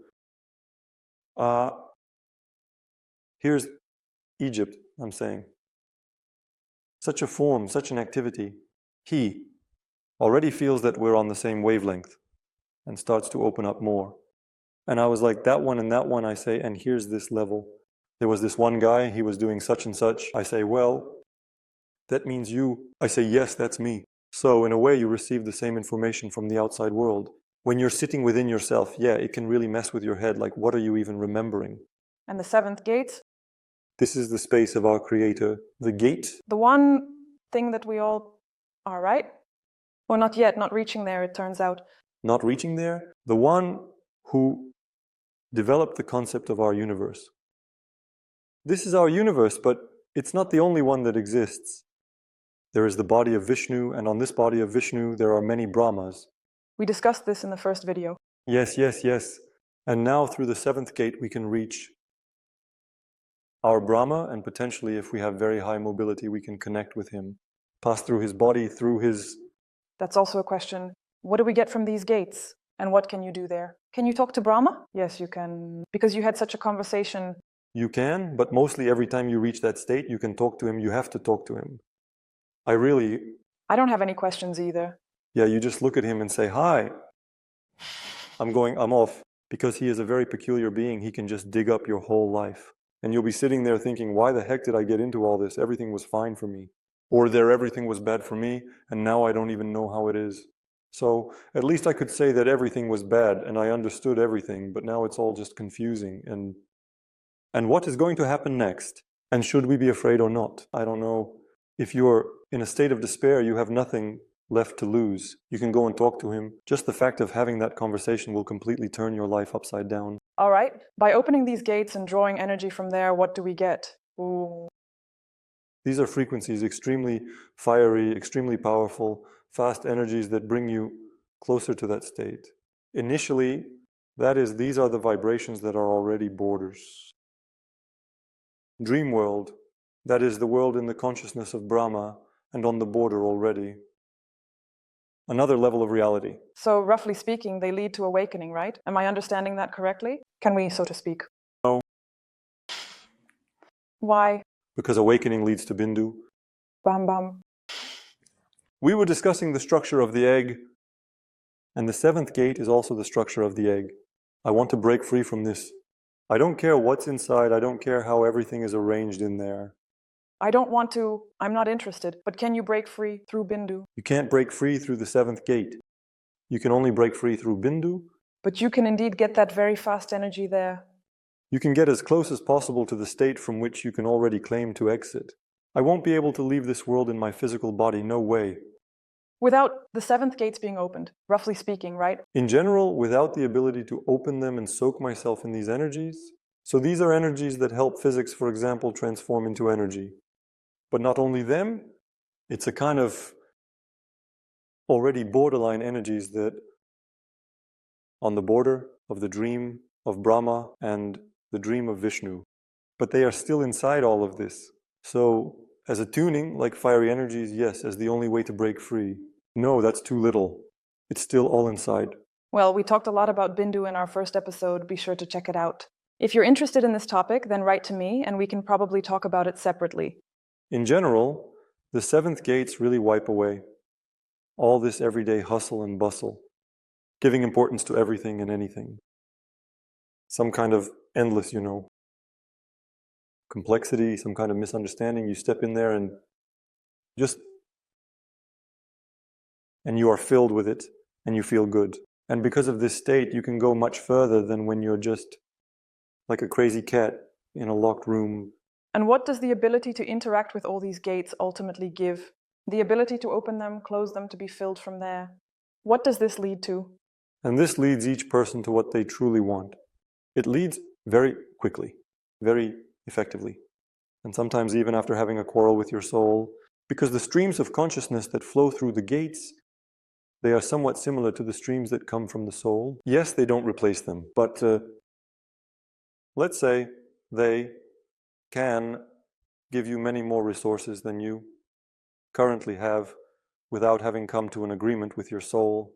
But you can also find the resources to come to an agreement with your soul. I say this again, it's not a religion. We're not all heading to one point, we're going wherever we want. It's just that those people who possess this knowledge, they don't just go there. They fly there on a rocket with the most modern engines, making it faster. Well, I also confirm that because honestly, I practice like that. Not at all by me. About Nati, About Naiti, yes, excellent, about Naiti. But I notice how my sensitivity is really opening up. Again, all this interaction with spirits, not just with spirits, but with the energy of other people, with the energies in the space. The clairvoyance that I always wanted to unlock is opening up, but there's something like, do I really need it? But yeah, let it be, no problem. Well, yeah, I'm just saying, in general, really, the processes are starting much faster. And the events also change their... how do you feel about the deceased now? Well, not organic. Well, I got attached, and that's that. Well, that's still ahead of me, yeah. I can already see that you've calmed down. I remember how the first time we were together and you literally jumped right off the bark. I think you noticed that I had a completely different energy. And now you're like, well, yeah, I got in there. Well, yeah, I threw him out. This is the state of a person who possesses this. Those who see this as something obvious. And I've been practicing this for a couple of months, literally, since we last saw each other not long ago.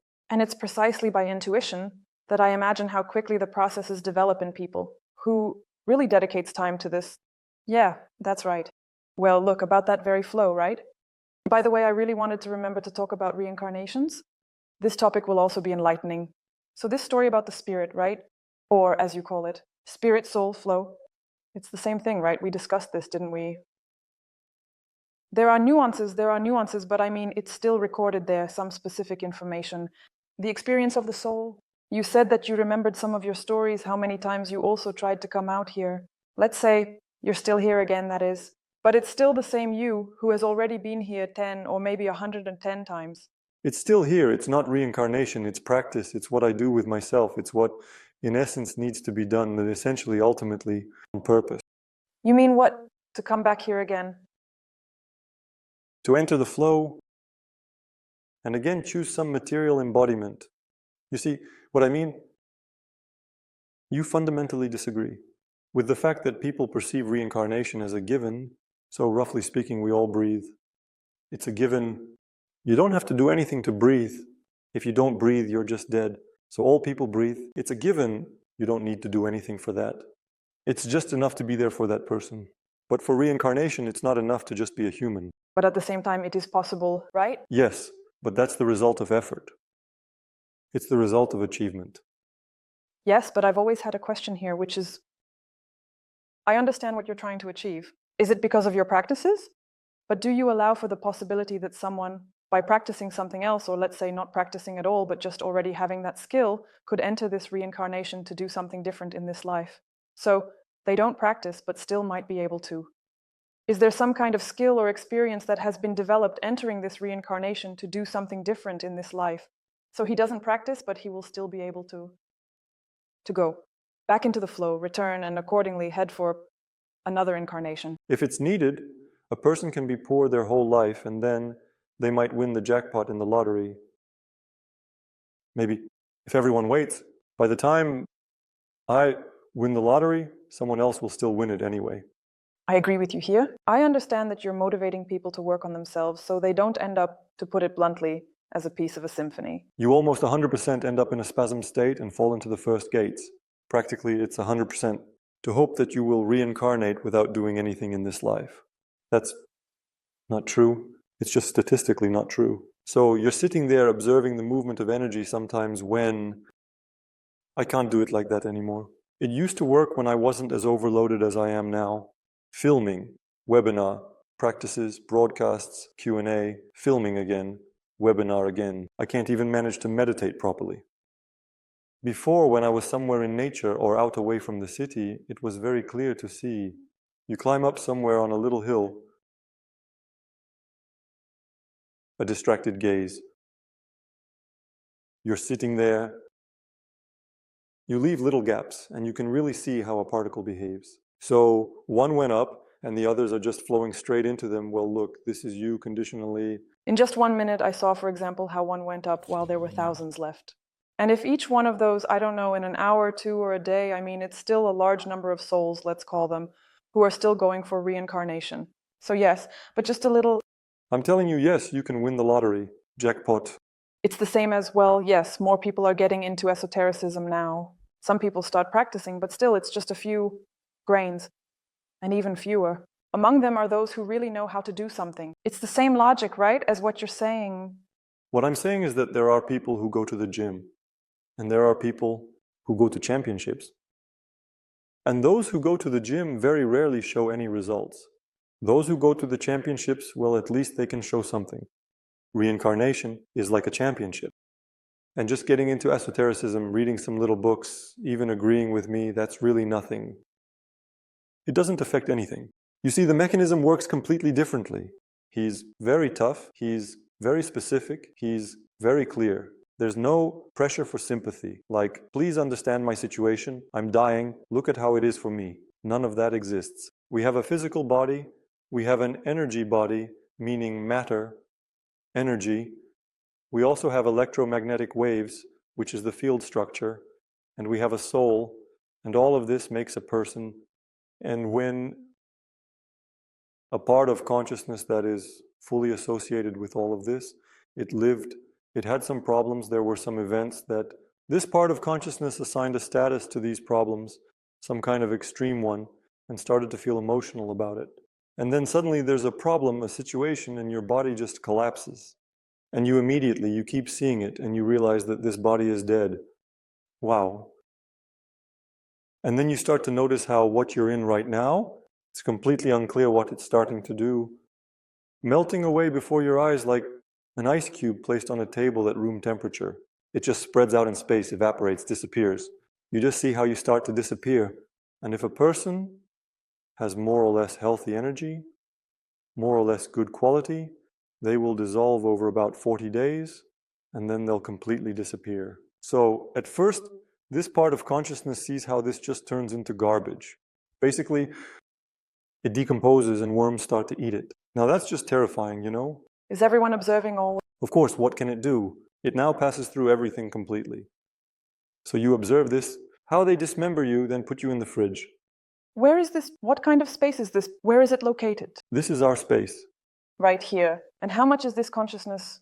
Is it hanging out here? Depending on how mobile his energy was, how much there was at the moment of life, and how substantial these energy centers were.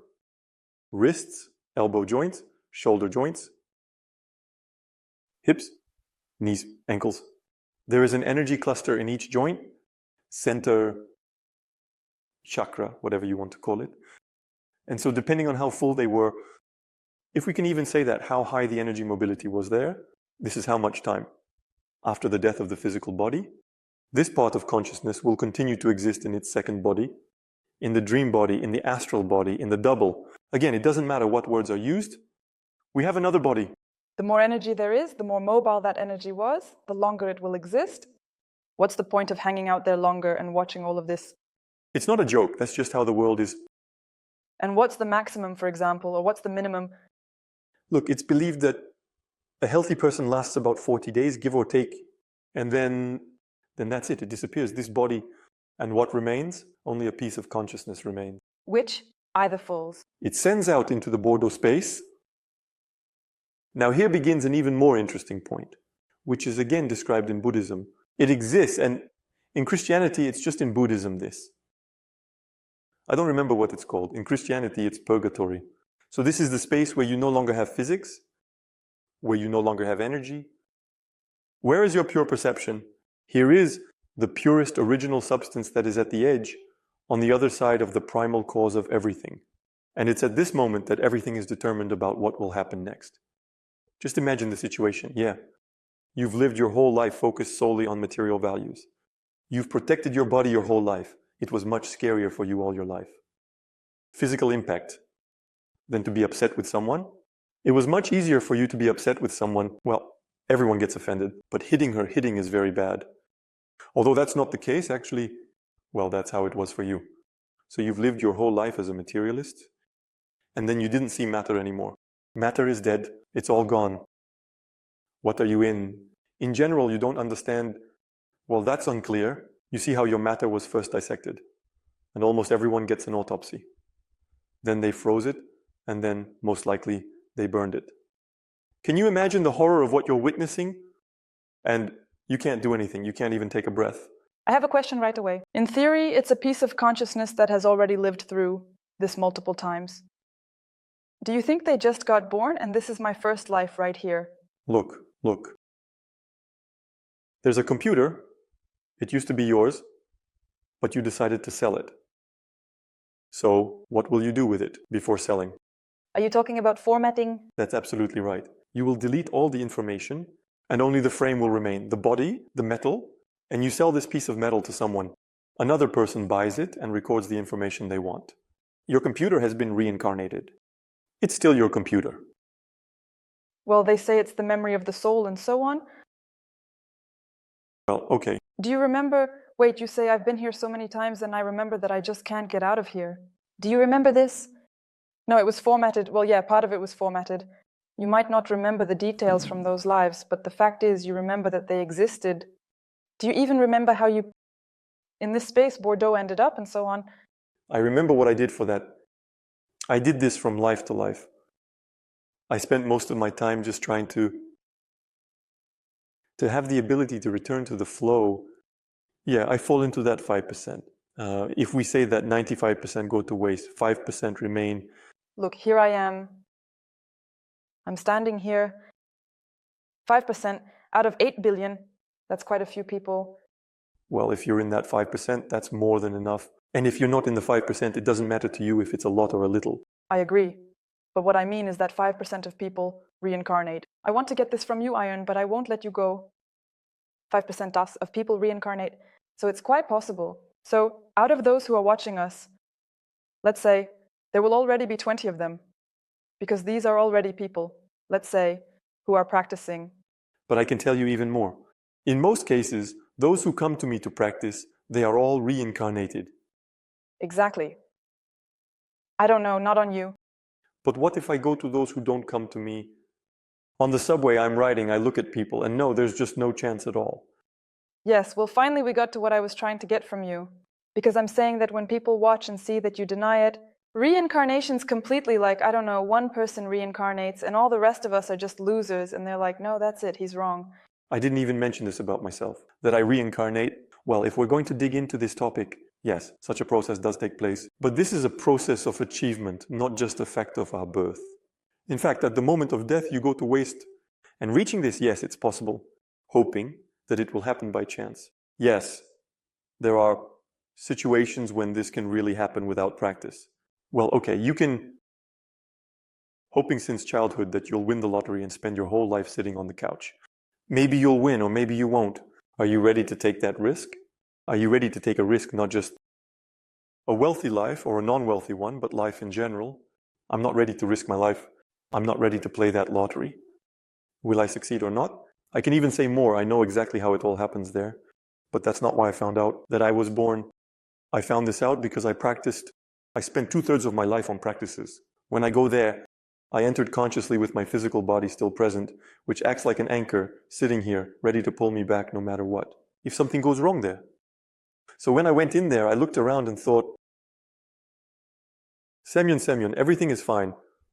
At least I've reached this level here, but it doesn't make it any easier for me, because I immediately realized that I had already gotten to this point. Level, and if once again I become aware in the physical body, it only means one thing. I've messed up again. Well, it's basically like someone wrote in the comments that the goal is to get out of the wheel of samsara. This is about that, right? The wheel of samsara, that's exactly it, yes. It's also a description of the mechanism when you stop constantly appearing here. But you can stop constantly appearing here by gaining freedom, and you can also stop appearing here just by shrinking into nothingness. And if you stop appearing here, skin shrinks to 6.0, well, that's not an achievement. I agree. That's just crazy, really. And this is mainly what happens to people, and it's not just like that. Why do I position myself this way? I know that there are 4 ages, 4 yugas, Satya Yuga, Dvapara Yuga, Treta Yuga, Kali Yuga. In other ages, there are different rules. When a person reads the Vedas, it wouldn't hurt to ask themselves, which age are you reading about right now, dear my friend? For example, there used to be a person named Three-Leafed, I think it was him, who opened the Vedas and said, oh, family life should be structured this way. Then it suddenly became clear that this is how family life should be built in a different era, not in the era of Kali. In the Kali Yuga, you can't do it. You'll just crumble into dust, but you won't be able to build it. So life, as described in the Vedic texts, should be read in the context of our age. It's written about our age in the tantric texts. And I'm not talking about the Kama Sutra. I'm not talking about sex. I'm talking about books. I'm talking about knowledge. And so when a person figures this out, he looks at the Bible and thinks it's the same thing. He looks at the Torah and thinks absolutely the same. He looks at Buddhism and it's the same here. But when you figured it out, when you haven't figured it out, you think, oh, well, I'll just finish it in the next life. Oh no, you won't finish it. You won't have any next life. You'll just fade away into oblivion and lie there until the end of time. They say everything right. Forever and ever, until Mahamralaya actually. You won't get any causality from there. Yes, a miracle can happen and you might win the lottery again. Or you might win the lottery for the first time. Some practitioner who feels the urge to practice the first gates and the seventh at the same time becomes this extract that stirs the space of the first gates just because he directed his attention there. Look, what's going on over there? He stirred things up, raised that wave, and it rose on that wave. And you got sucked in by that little piece and thrown up. Yeah, you'll spin around one more time. Or maybe no one will do it, where you lie. So, for example, I did this intentionally and sent all my relatives there, but not all of them. But I had one story. I actually want to go to the first gates. Let's go. About how I opened these first gates and, as you said, started. I even said something like to raise my pieces of consciousness, specifically those parts of me that fell in there. Honestly, I did it completely without any ulterior motive, without thinking, well, I'll give it a try, just like everything else. And something flew out from there. I did it at night before going to sleep. And with my eyes closed, I can clearly see a black silhouette. So it's like he has a head, and I saw it up to here. And I said there that I'm returning them to my heart and so on. And this thing is exactly at my waist, in my shoulders, in my face, and it's in me. This black silhouette got stuck in me. I was really scared. Well, I later understood what it was, but I want to talk to you about it now. Duplicates. Well, tell me, what was that? What could it potentially be? Is it dangerous? Why is it not an entity? For example, let's break all of this down. Our physical body lacks one functional ability that our consciousness has. And this functional ability is called division. At the energy level, at the level of one's awareness, one has the ability to divide the focus of one's consciousness into a certain number of parts. And then even as a child, this little piece of consciousness is already beginning to understand where it has ended up, what it has jumped into. It begins to some kind of request. What to do with this now? How to deal with this? Where to get knowledge? Where to get skills? Where to find a learning system? So, how do you survive here in general? Because it becomes obvious that 100 years will fly by just like that. Okay, if it's 100, at best, yes. And this process won't be repulsive. No one will tell you, honestly, yeah, what? Just forget it. We live here as long as we want. No, everyone will say, well, yeah, that's how it is. And all of reality is telling you this. That's how it is. You will die. You'll be a corpse. This piece of consciousness that is a child, at what age does this happen? Somewhere around 4 or 5 years. So 4 or 5 years, the child understands where they are, what is happening to them, and starts looking for what. So is there a way out? It starts. You see, this is a very interesting point. Until that time, if the child is indeed reincarnated, he still retains some residual memory, the memory of the soul about his previous actions and deeds. They exist, and he can, knowing this, being able to remember it, being calm, but at some point during the formation of the cocoon around him, he gets cut off from this knowledge, he becomes coarser. And then when you wake up in the morning, you're like, God, I'm mortal, wait, I remembered something like that.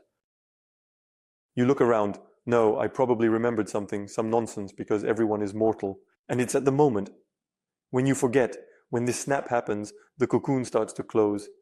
When any possibility of remembering is cut off, you lose your mobility.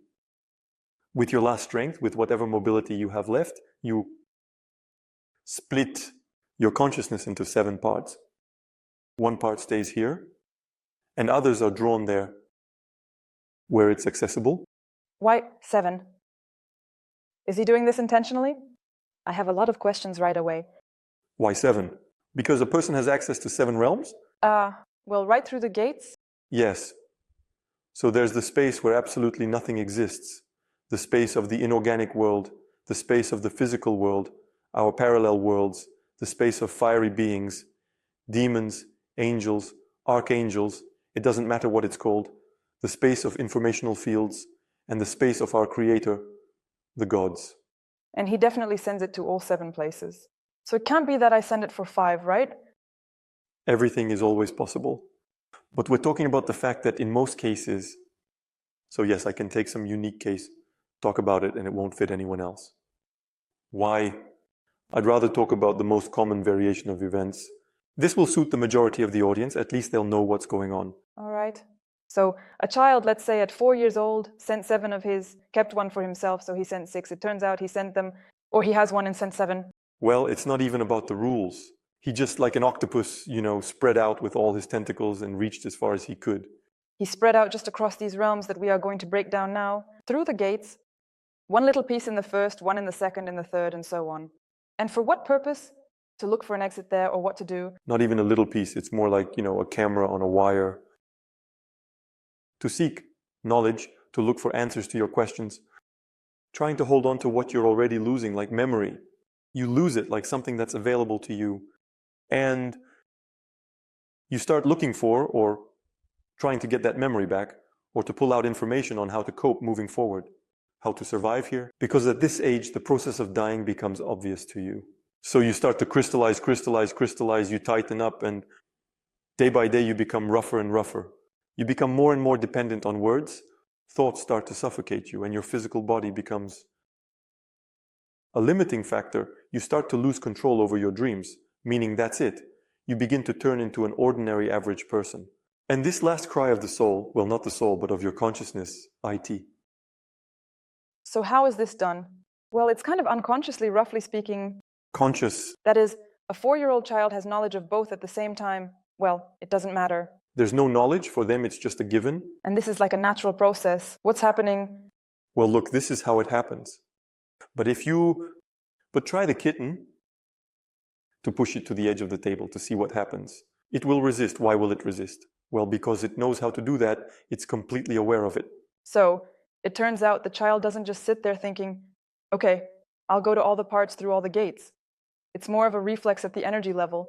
It's the same as if something were suddenly thrown at you right now. You wouldn't have time to think, but you'd start to dodge. Yeah, and it turns out that he has this inner knowledge that through the gates, he can find knowledge that will help him again, reincarnate, right? Or to go somewhere else. Well, in order not to completely lose your awareness, to not die. For awareness? So it turns out that this thing that flew into me, black, not the most pleasant thing I want to say. This is my double, meaning it's me, my own consciousness, sent by me back to childhood, to the first gates in my childhood, right? Yeah. And the mechanism here is very simple. When do we do this? The cocoon is still not strong enough. It doesn't hold you tightly enough. But over time, when these particles being in these gate spaces gather information, those worlds study the structure of reality. They gather knowledge. We're sitting here and degrading.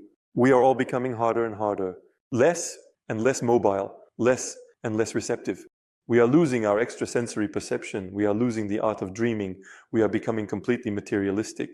And even if by some miracle the gates manifest, and these particles of consciousness, they are in our field, but you don't see them. So you're already so narrow-minded, you're so immersed in matter that you just ignore them. In some key moments of life, when a person is even slightly open, they can enter through dreams. They can enter at the borders of heightened awareness and somehow show themselves.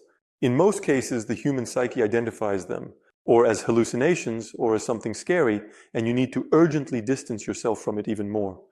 Something unclear? Or it doesn't identify them at all, and by morning the person has completely forgotten everything. Maxim, what I'm saying is that someone will dream of a conversation with someone, right? So it turns out that these particles return back, am I understanding correctly? But if a person is not their target, does not let himself in purposefully, then they still do not return to it, but do not briefly rope the field. The gates dive again. There it gets to is located again. They are connected with us. All the same, the lower board can return without the will of the person. It's like, they can't connect with us because the densities become different. It's like, trying to connect a piece of ice with a piece of liquid. Well, how will you connect them Well, look, through practice, when I did this, I managed to bring it back into myself, even though we have different densities. No, it's not like that. It's simple. When a person starts practicing, they regain their mobility. He gains the ability to perceive them. But to perceive, that's one process. Interacting is another process. Merging into a whole is the third process. And that's when the merging happens, you get all its knowledge, like you've lived 100 lives in a moment. All the knowledge of that little part. It's like you've lived, I don't know, 100 lives in that one moment. Yes, they can enter you, they can pass through you, they can tell you something, they can pull you into certain spaces, and for that, you need your mobility. Everything is fine with them. And the part that remains inside the body, that's the biggest problem. All this unity of 7, why is that? She's very tired, so to speak. Ah, the crystallized one, that's here. I understood that. So look, this thing entered me. Well, I didn't have that moment where, like you say, I just suddenly knew everything in the world. Yes, that's why I'm saying that you interacted with her. You realized her, you got scared, and then you rejected her again. I even remember your story. Everything happens at once. It seemed to me that she really connected with me, so I pushed her out again, right? Well, look, you're connecting in the subway during rush hour with a huge crowd of people, and it's just like that. Let's not talk about the subway, but I understand well. With your beloved man, you also connect much deeper than the subway, but this does not make you a single whole. But I don't create the intention to pass his structure through my heart and so on. So how did I do it with this black thing? Why? What? Why don't you do it like that? But I mean that how I entered into practice, opening the gates, to lift those particles of my consciousness and so on and pass them through my heart. At least I don't articulate that when interacting with living people, to pass it through my heart. This is the flow that is happening. He goes through it like that. That's why the verbal concept does not carry any technical load, but it still goes through you. The video still passes through this area. Here, it's not about passing it through the heart, but there has to be absolute uncompromising acceptance. Well, I got scared. Yeah, that's not about acceptance anymore. And fear is not about acceptance. So listen, it turns out that there's a little piece of the reverse here. I have it at the first gates. Well, it can just be floating around in the field. She can go back to the first gates again. She can spin around in the legs, for example. So overall, I can open them again, call her back, no longer afraid of her. Let's say interact with her again and try to merge with her, connect. Yes, but here again, awareness is needed. If you're not flexible enough, you won't connect with her.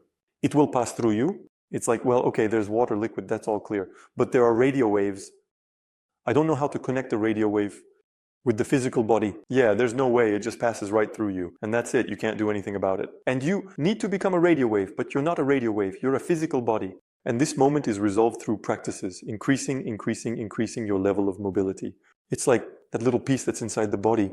And when your levels, even just a bit, balance out in terms of mobility, you'll connect on your own. You don't need to do anything special. But you need to strive for this, because if you don't strive for it, then nothing will happen. And so I actually want to ask, why are we opening these gates in general? Let's start with the first one. Why do we connect with these pieces of consciousness? What is the goal? For knowledge? To gain what they went there for? Or are there any others? Listen, there are different causes. You can open the gates to scare off a traffic cop on the road. You can open the gates to get rid of the non-organic. Let's talk about firsts. Yeah, about the first ones, of course, to push out some non-organic stuff from yourself. He also practically got scared off. Right. I had a moment here, about the essence. And I also want to ask a question. I recently picked up something there. My favorite stories. And I opened those first gates. And that's just the perfect thought. We did this together. It really intensified when we were together. And I managed to get it to here only. Really, very good. Everything here burned down. I saw how that thing left this structure. And here it felt like it grabbed onto me just like that. And that's it. And I couldn't raise the energy from the first gates any higher. It just won't happen. Maybe if I had worked with it longer, it would have come out. But overall, what does this mean? It's just that my so-called level of practice is that I can only raise it to here. It's not even about the level of practice. It's just that if this thing starts to distract you, while getting distracted, you begin to do the practice poorly. If you hadn't gotten distracted and just pushed through to the end, you would have been unflappable. I wouldn't pay any attention to it. Yes, that's absolutely right. It just distracted you. You know, you can even play the guitar, for example. You play some pieces and someone comes up to you and says, hey, and you go, hi. And I forgot how to play the guitar. Well, these are the kinds of moments that even happen in life. So this is just one of my favorites right now. I keep getting asked how to get rid of entities, how to make sure they don't latch onto you, and so on. So the practice with the first gates can help with that, right? Yes, maybe. All right, what else is there? In general, it's better to live your life in a way that you don't have those kinds of problems. That's 100%. But they still appear. Well, what can you do? Opening the gates is very quick. I think it's pretty easy. But you'll scare her away. You see, at that moment, you're not killing the entity, you're not putting up any kind of protection, you're not setting any absolutely impenetrable conditions. You just scared it away, it flew off. It flew away. Yeah, but then you go back to your usual state and, well, welcome back. The fact that it can come back is a yes. Of course, you can, for example, grab that entity and throw it out, say through some gateways. But that's when you're already acting through the energy of will, through the energy of your attention. And then already, if you are an entity, for example, of the second gate and you got her, just grab her. You shot it into the seventh ones and there the Lord will sort it out. It won't have any chances to come back to you at all. It's like it went through a one-way valve and that's it, it can't come back. The reasons for getting attached to an entity are clear. I think this is a topic for a separate video, or maybe everyone already knows about it. I hope, for example, that there are a lot of them on YouTube as well. Some free meditations from different masters. Nothing is free? That's exactly what I want to talk about. So, for example, when listening to some of these meditations that are freely available, let's say, I don't know, for healing, for chakra harmonization, for anything, what happens to a person? He connects with these beings. What happens to him? Tell me. Well, look, let's consider some specific options, variations of how things could unfold. Here's a person, for example, ends up getting something for free. They tell him, now we're going to harmonize you. And so he comes, let's say he has a lot here, a little here. The master comes in and says, here, eat this. He ends up with less here and less there. He got harmonized. You see, for example, you have a lot of sexual energy, but not much love, let's say. Because of this, your mental state is a bit unstable. You come to such a master, to some open meeting where he says, I'll do everything for you. The entity, it draws in sexual energy. You have less of it, your heart hasn't grown, but your mental state has calmed down because nothing is pulling you apart anymore. Meanwhile, the entity stays with this person. Did she just eat and leave? Of course, of course. But is it possible to actually pick something up at those free meetings or something like that? Listen, well, there's always a chance because you can't speak about these things definitively. You're alive, she's alive, the master is alive. These are all dynamic processes. And quite possibly, yes, the entity, maybe you can latch onto someone. If that opportunity arises, if the entity has an interest in it. But whether it will happen or not, you can't say for sure. It can definitely happen, it can happen for sure. But whether it will happen or not, you can't guess. The expression of one's will, is it also considered like this freebie, so to speak, as you say? Well, for example, I've come across meditations where you are given some text to say, there, I declare this and that. So a text is read out, you repeat it, but it's actually an expression of your will. So it's like an example is given for some kind of declaration. Look, if this text contains an appeal to something specific, are you begging? That's it, you're done. They'll skin you for your begging, you're opening yourself up like that. Well, conditionally, I asked to harmonize. That's it, that's it, that's it, that's it. They come right away, they'll harmonize you in such a way that later you won't even be happy about it. When you realize what this is, what's it? Almost like the guys from the second gates. Not organic, yes. There can't be, again, the same beings from the fifth. For example, if there's an appeal to some archangels. What difference does it make? Do you really think that an archangel is just sitting somewhere in their fiery world? Like this, oh, here, yes, right here somehow. No, well, they are multidimensional beings. They, in theory, can come when called. So this multidimensionally aware being comes running at the call. Some kind of leather. You think not? Yeah, it's totally hopeless. And their level of awareness is orders of magnitude higher than ours. So is that why they don't care about us? Of course. And the most they can do is get us going, like when we get a cat, a dog, testicles, cut them off and live. Previously, it began with the fact that esotericism was presented as some kind of magic pill. Magic? Breathe into the womb. Or do something, I don't know. Read a prayer and then money will come to you. There's a ton of that out there on the internet too. That was a long time ago. Everything loses its popularity. Well, it seems like maybe someone stays in all this, but now it is considered that this is a scumbag. It is not cool. Only the biggest losers do this, but in fact it still has its logical explanation. That is these magic pills that you can simply open some portal. Well, what about... today we say you open a portal and your material condition improves. So basically money comes to you, everything you want. Well, look at how all this works. There, when she works, I, for example, know this dependency. I know, besides this, there are also mantras that... They'll remove the dependency on money, just like they did for me. Dependency. 3. And the opening of the third gates and your material well-being. I know that there is such a truth in the world. I know of its existence. I know a mantra that's called the mantra for getting rid of poverty. I know how it works. If you just shout it out like that, it won't work.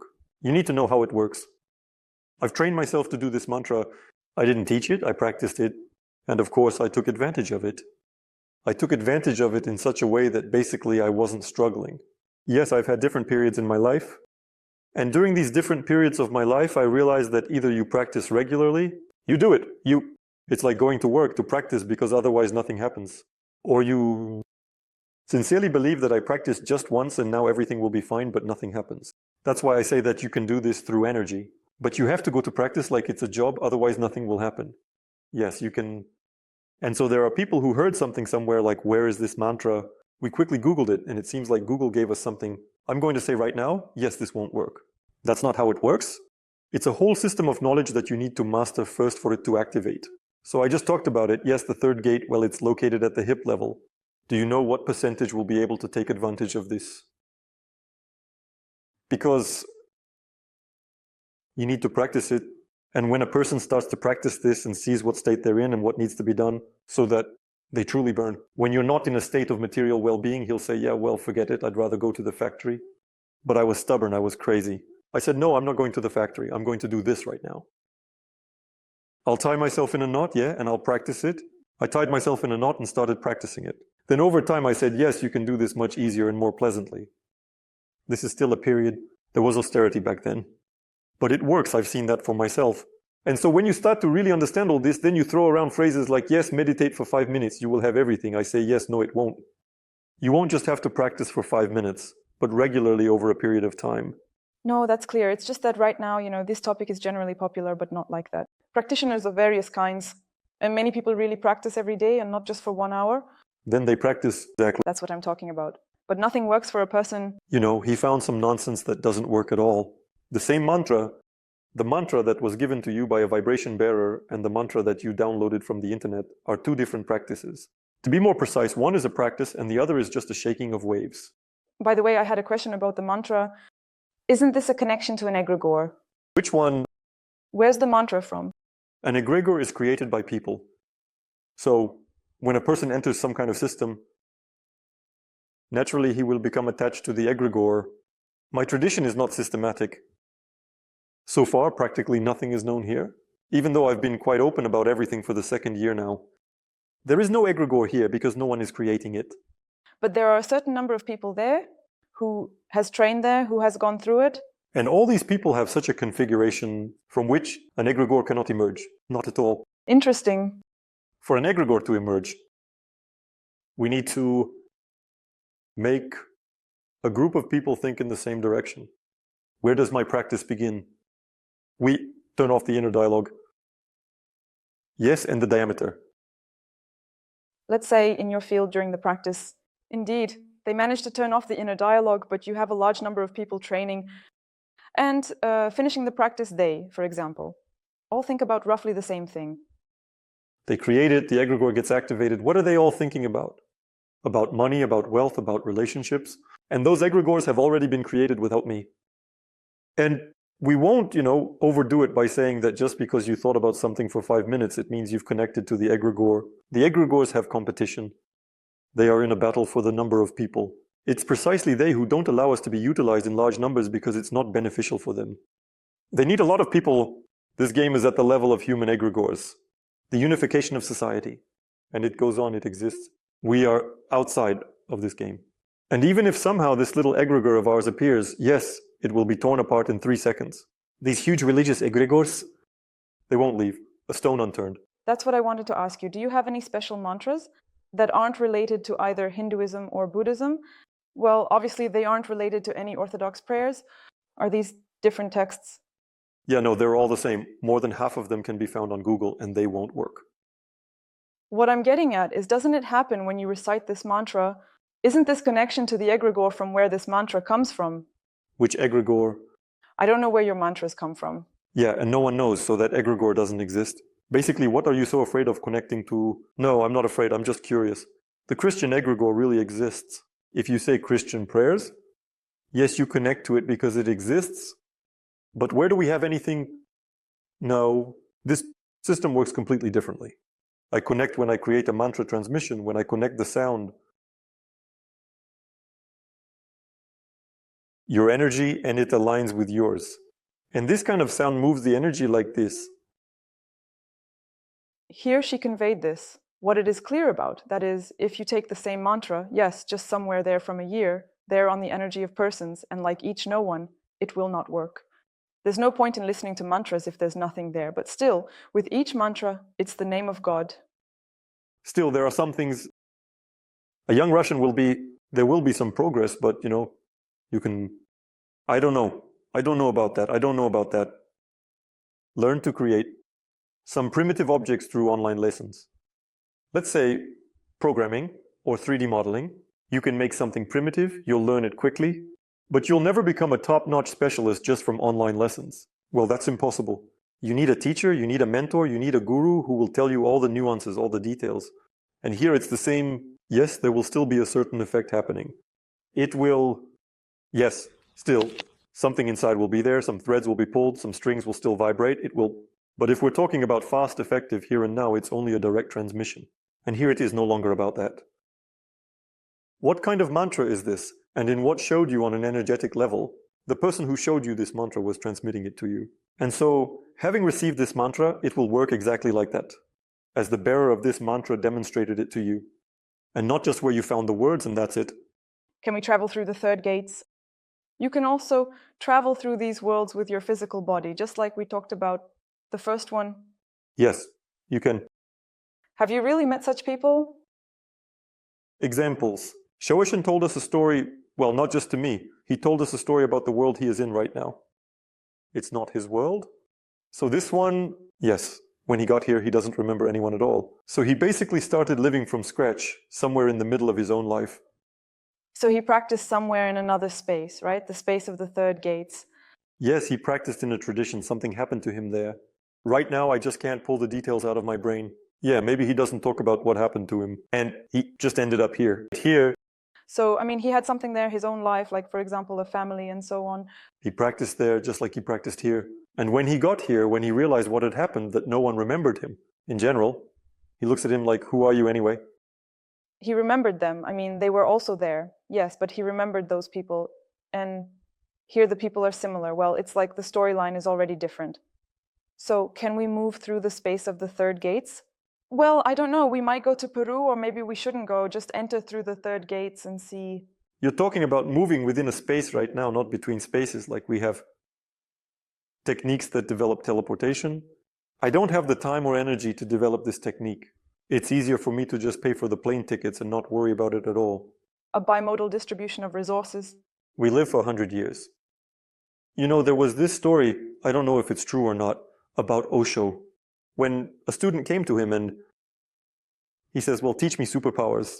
He said, go away, I don't want to teach you anything. I'm fine with that. And 20 years later, he came back to him and said, you refused to teach me, but I learned there. Back and forth, I learned to make fire appear from my fingers there. He says, well, show me. He just did it, and there was fire. He says, wow, you spent 20 years on that? He says, yeah, there's a lighter, and I didn't even spend any time on that at all. I have the same thing, basically. If you need to teleport, well, you could probably spend your life on that. So you should realize right away that this is not something you can learn to do in a week. Do you want to unlock your inner strength and learn to manage energy?